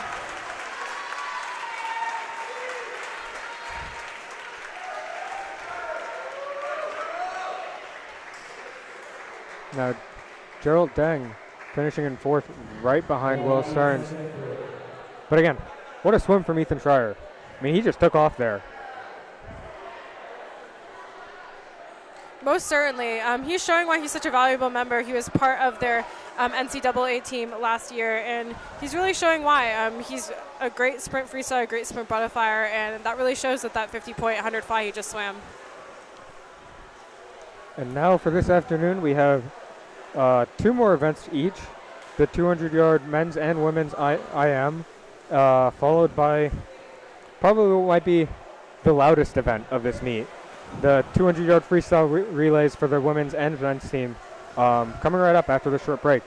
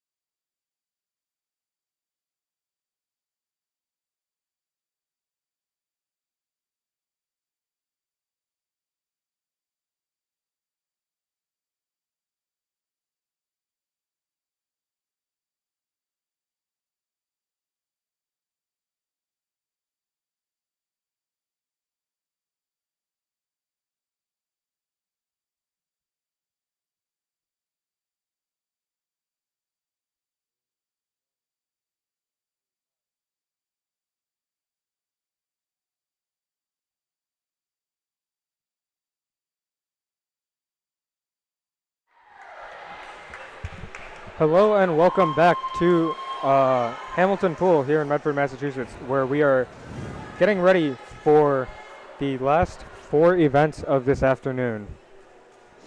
And we're starting off with the first heat of the women's 200-yard individual medley. And what I believe is, it's not. I was going to say the last Tufts only heat of the day, but second to last Tufts only heat of the day, with Madison Hagberg, Valeria Strohmeyer, and Laura Wijak in lanes 3, 4, and 5. Now we've got an exciting couple of races here to end the afternoon, Daph. The 200-yard IM and then the 200-yard freestyle relay. Yeah, both events are really interesting. The 200 IM, just by nature of that, it's an individual medley. Every swimmer has their strengths and weaknesses. So it's really interesting to see how the lead changes and how people catch up and how they play to their strengths and weaknesses. It's a really versatile event. So a lot of different swimmers, different strengths will swim it, and you'll see how the lead changes and how people use that to their advantage. And then as well as the relay, just a 200 relay generally, it's just the splash and dash. Everyone's swimming a 50, and it gets really, really loud in here as the teams try to support each other. So we have a couple good ones left in the tank at this meet. How loud do you think this building is going to get in those last 2 relays? We could cause some earthquakes. We could make it shake a little bit. I think it might be like that. Who knows? We've already seen plenty of good stuff here as we get started on the women's 200 IM. Yeah, expect Wijak to be out quick. She is a really strong butterflyer, so it's likely she'll turn first at that 50. And as you see her underwater doing those kicks and just pulling ahead of her other 2 teammates, but they're not letting her get too far away.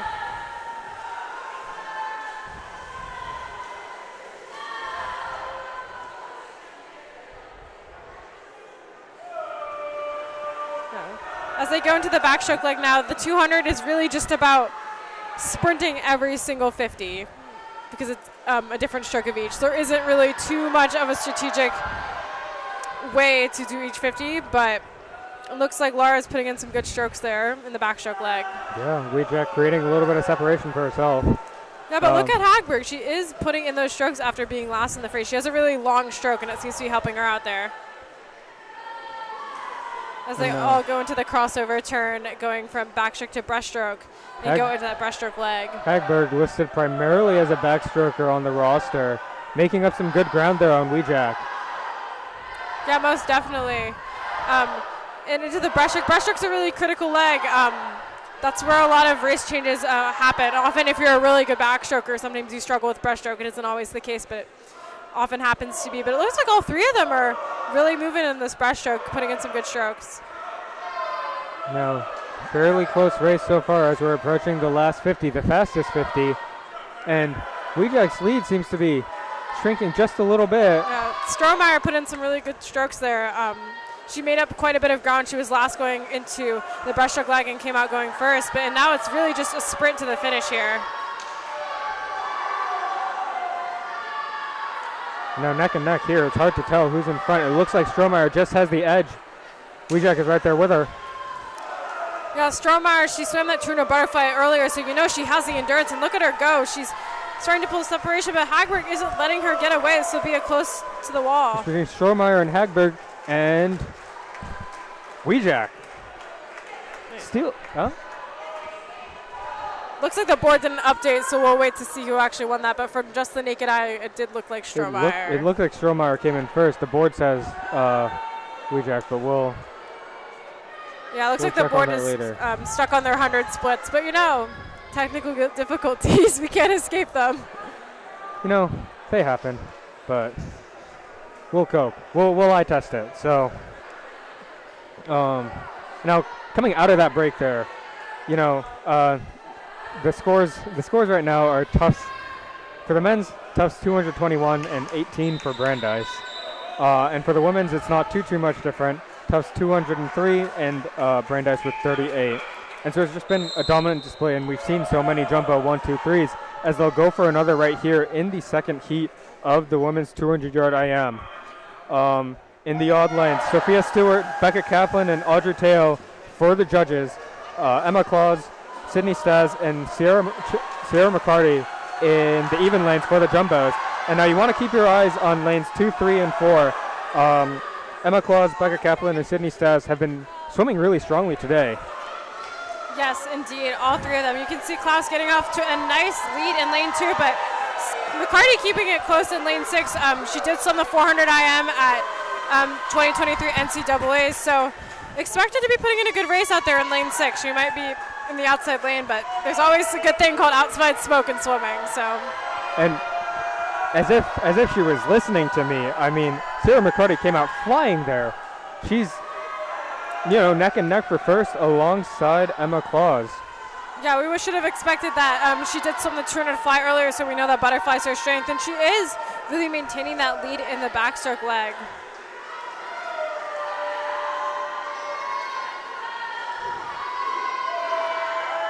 Both jumbos turning in about 103 there, the top two, followed by their teammate, Sydney Stas, the freshman in lane 4. But we know Stas is a really good breaststroker, so expect her to start to make up some ground in lane 4 there.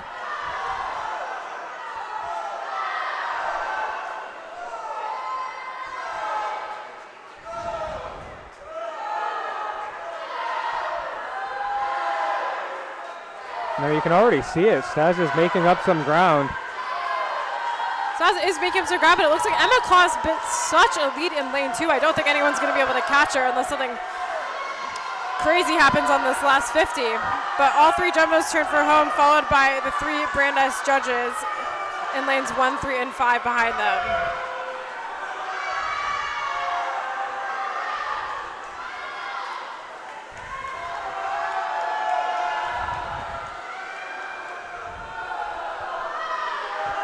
Now we see lanes 2 and 6.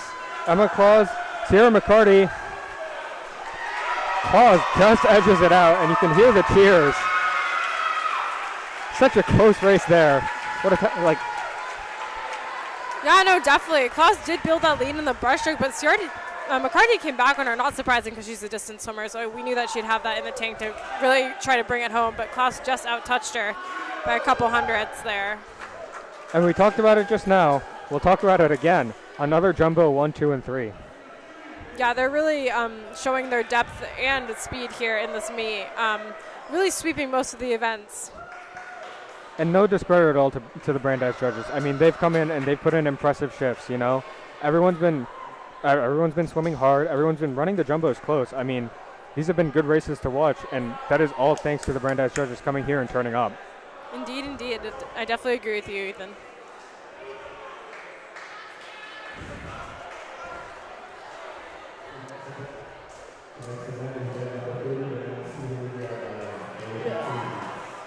And now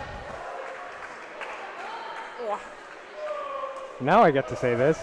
The final Tufts only heat of the afternoon is the first heat of the men's 200-yard IM. Lanes 2 through 6, all jumbos. Luke Ruska, Charlie Duffy, Connor Townsend, Jack Nussbaum, and Eli Holton. And that's going from 2 to 6.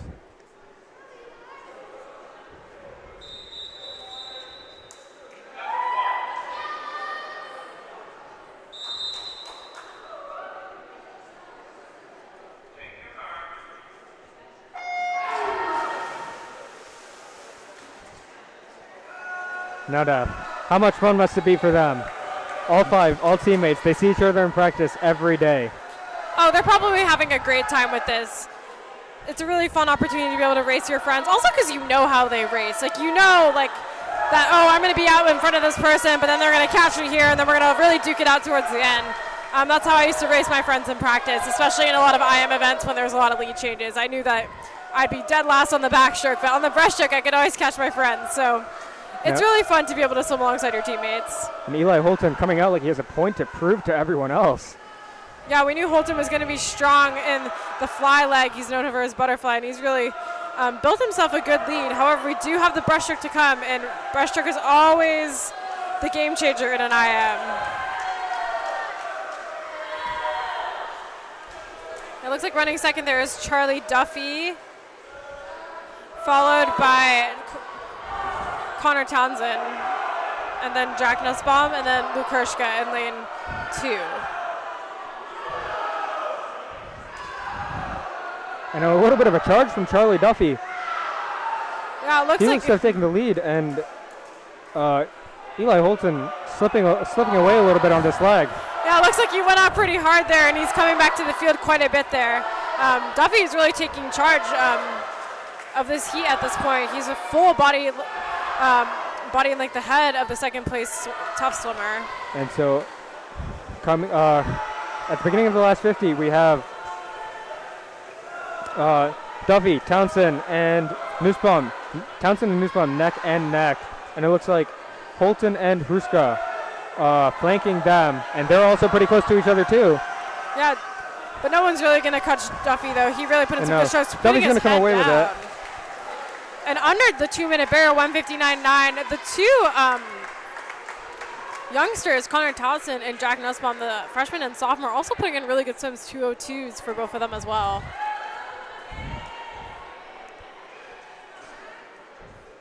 And now a jumbo 1, 2, 3, 4, 5. Shocker, ain't it? There was no other way that race was going to end.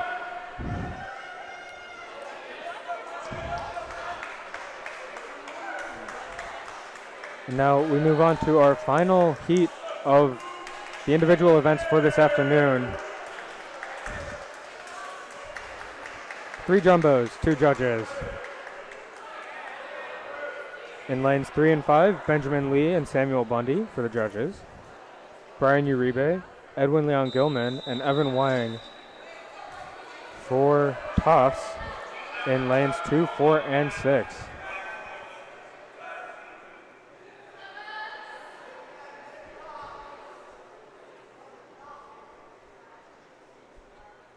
Now, Daph, Edwin Leon Gilman, we kind of counted him out in an earlier race, and he kind of snuck under our noses right for second place there.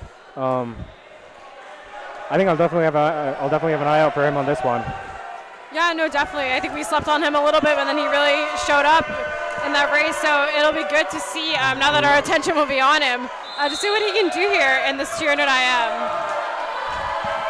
You know, you can already tell the volume's picked up. I mean, this is the last individual race between the two teams. Yeah, they only really quieted down for the start there. It seems like the energy's really picking up in this building. They know that the meet's about to come to a close, and they really want to finish it out strong.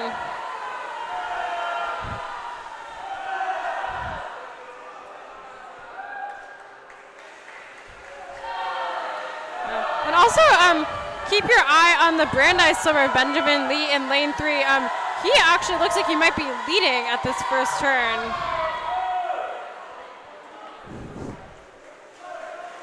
You know, it looks like 4 swimmers all keeping tabs on each other. Uribe, Lee, Leon Gilman, and Evan Wang. Yeah, those 4 are definitely keeping each other in sight. You see Leon Gilman really stretching out that backstroke. Starting to build a little bit of cushion, but actually Uribe is creeping up on him. Uribe is known as a good backstroker as well. He's also just an IM specialist, so we'll see what happens here on the breaststroke.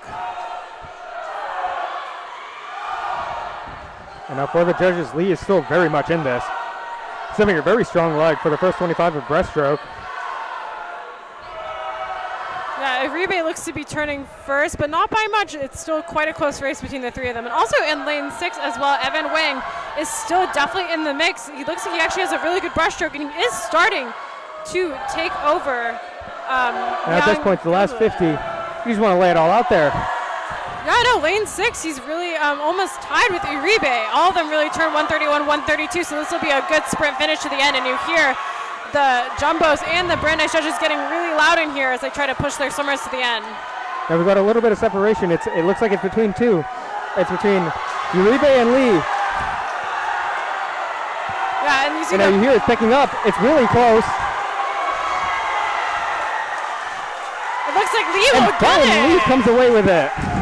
You can hear the roar from the Brandeis bench. He out-touches only by 15/100ths over Brian Uribe. Excellent race, honestly. Very exciting. As you can see, the lead changes were really crazy in that race, and Lee really turned on the jets at the end, put his head down, and got his hand on the wall.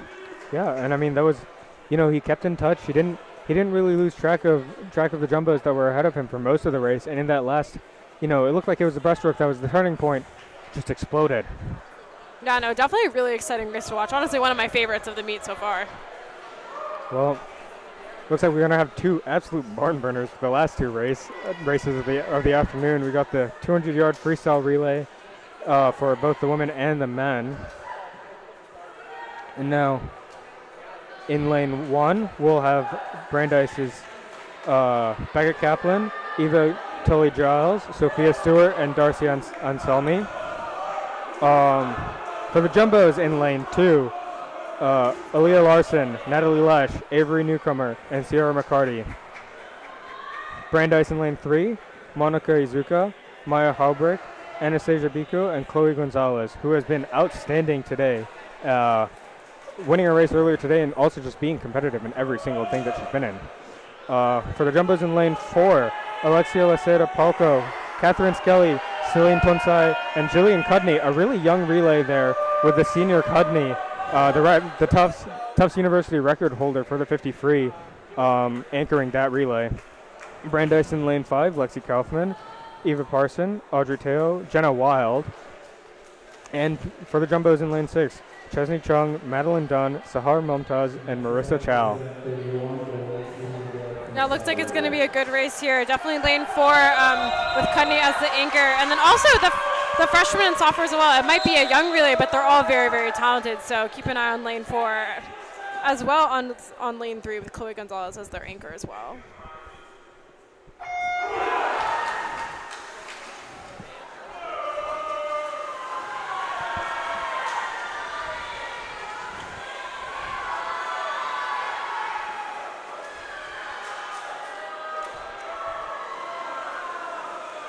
And now we're off, and it looks like everyone's really close to each other. Yeah, Aaliyah Larson on the Tufts B team actually outsplitting their A relay. Not by much, but enough to really give them a little bit of a lead. No, maybe a little bit of nerves, maybe a little bit of inexperience showing from the youngsters in the Jumbo's A relay down in lane 4. And Maya Halbrick keeping pace right now with Tufts A relay for the judges, as we're going to switch to Anastasia Biko in lane 3, Celine Tunsai in lane 4, and ahead of them, Avery Newcomer in lane 2. Yeah, it looks like that B relay in lane 2 is really going for it. Avery Newcomer, one of the younger swimmers, is really putting in some good work. He's going to hand it over to Sierra McCarty, who just swam in the 200 IM. She's more of a distance swimmer, but let's see if she has a good 50 in her to see if the B relay can upset that A relay. And now to end this, McCarty in lane 2, Gonzalez in lane 3, and Cudney in lane 4. This is going to be a good one. And now Cudney's already gaining ground. Oh my goodness, she is explosive off that block. No, Cudney is really, really going for in lane 4 to see if she can catch her teammate. It looks like even after a 25, she has already caught her. And she's a record holder for a reason. Look at her, she's just gaining, she's gaining, and what a final split there from Jillian Cudney. Yeah. It looked like they were second, maybe in third, coming to that last split. Yeah, most definitely. She made up easily at least a second or so on everyone else in the field, and that's really impressive. Probably splitting somewhere in the 23s. I don't have the exact split, but definitely a really speedy split from her to give the Tufts A relay a win. But all of the Tufts relays did quite well. We had a 1-2 finish from Tufts, and then the Brandeis judges with Chloe Gonzalez as the anchor, sneaking in there for third. And yeah, I mean, Izuka came out strong for the Brandeis A relay, and Gonzalez finished strong for them. Really kept them in the race the entire time. And we're moving on now to the final event of the afternoon, the men's 200-yard freestyle relay. In lane 1, Isaac Lowe. Lane 2, Josh Harrison. AJ Martinez in lane 3, Will Kaminsky in lane 4, Gerald Deng in lane 5, and Bora Chellis in lane 6, and alternating judges and jumbos. And it looks like, again, Will Kaminsky in lane 4 for the Tufts Jumbos is really putting in some good strokes. So Josh Harrison, the freshman, in lane 8 is also doing so as well. Wonderful starts from both of them as they create a good cushion for the Tufts A and B relays. Yeah, handing it over to Ethan Schreier. We know how fast he is in lane 4, and he's really starting to separate himself. But Ethan Wang is the sophomore in the Tufts Lane 2B relay, and he's also separating himself from the Brandeis judges in Lane 3 as well. As Springer is the first in the pool to complete to start his third leg of this relay, and not far behind him is, I believe that's Kapil Shetty in Lane 2. In Lane 3, Solomon Skelton Harris, not far behind, he's keeping in touch. And now in Lane 4, Jumbo's well ahead, and their star swimmer Peter Labarge coming in to bring it home. Yeah, but look at the Brandeis judges in Lane 3. They are trying to challenge the Jumbos for that second spot. We'll see what happens on this last 25. But Tufts A relay is solidly in first. They're definitely going to take this one. And now Benjamin Lee, we just saw him have a very strong race, but not quite enough to come home in second, but still a really strong relay from Brandeis. He just did swim that 200 IM, so he might have had a little bit less gas than he normally does, but still a really strong split. And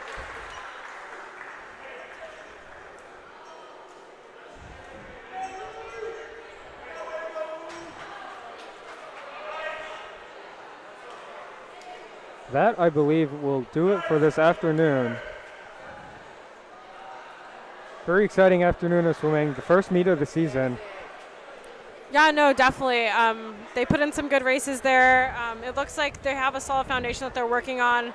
Even though they haven't been training too long as a team this semester, the season just started. It looks like they've already put in some good work and are on their way to having a great season. Definitely, and I mean, yeah, exciting swims from all across the board throughout the afternoon. I had a great time.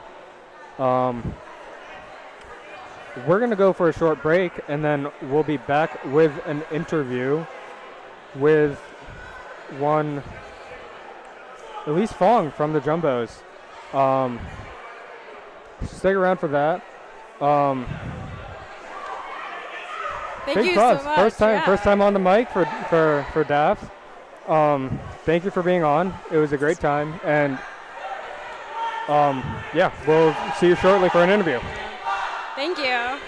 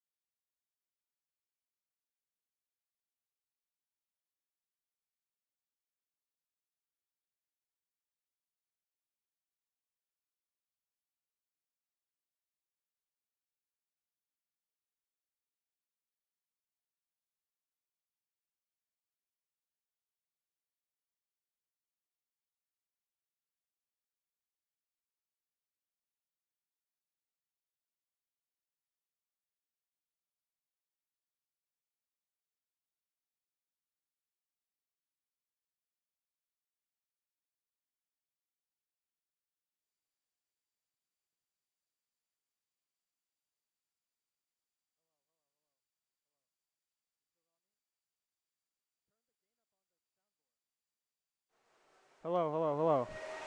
Good stuff? All right. Can Hello you and hear welcome. me? Oh shit, sorry. Oh, I just cursed. Hello and welcome back. I'm joined by senior Elise Fong. Elise, great win today. How do you feel about the team? Thank you.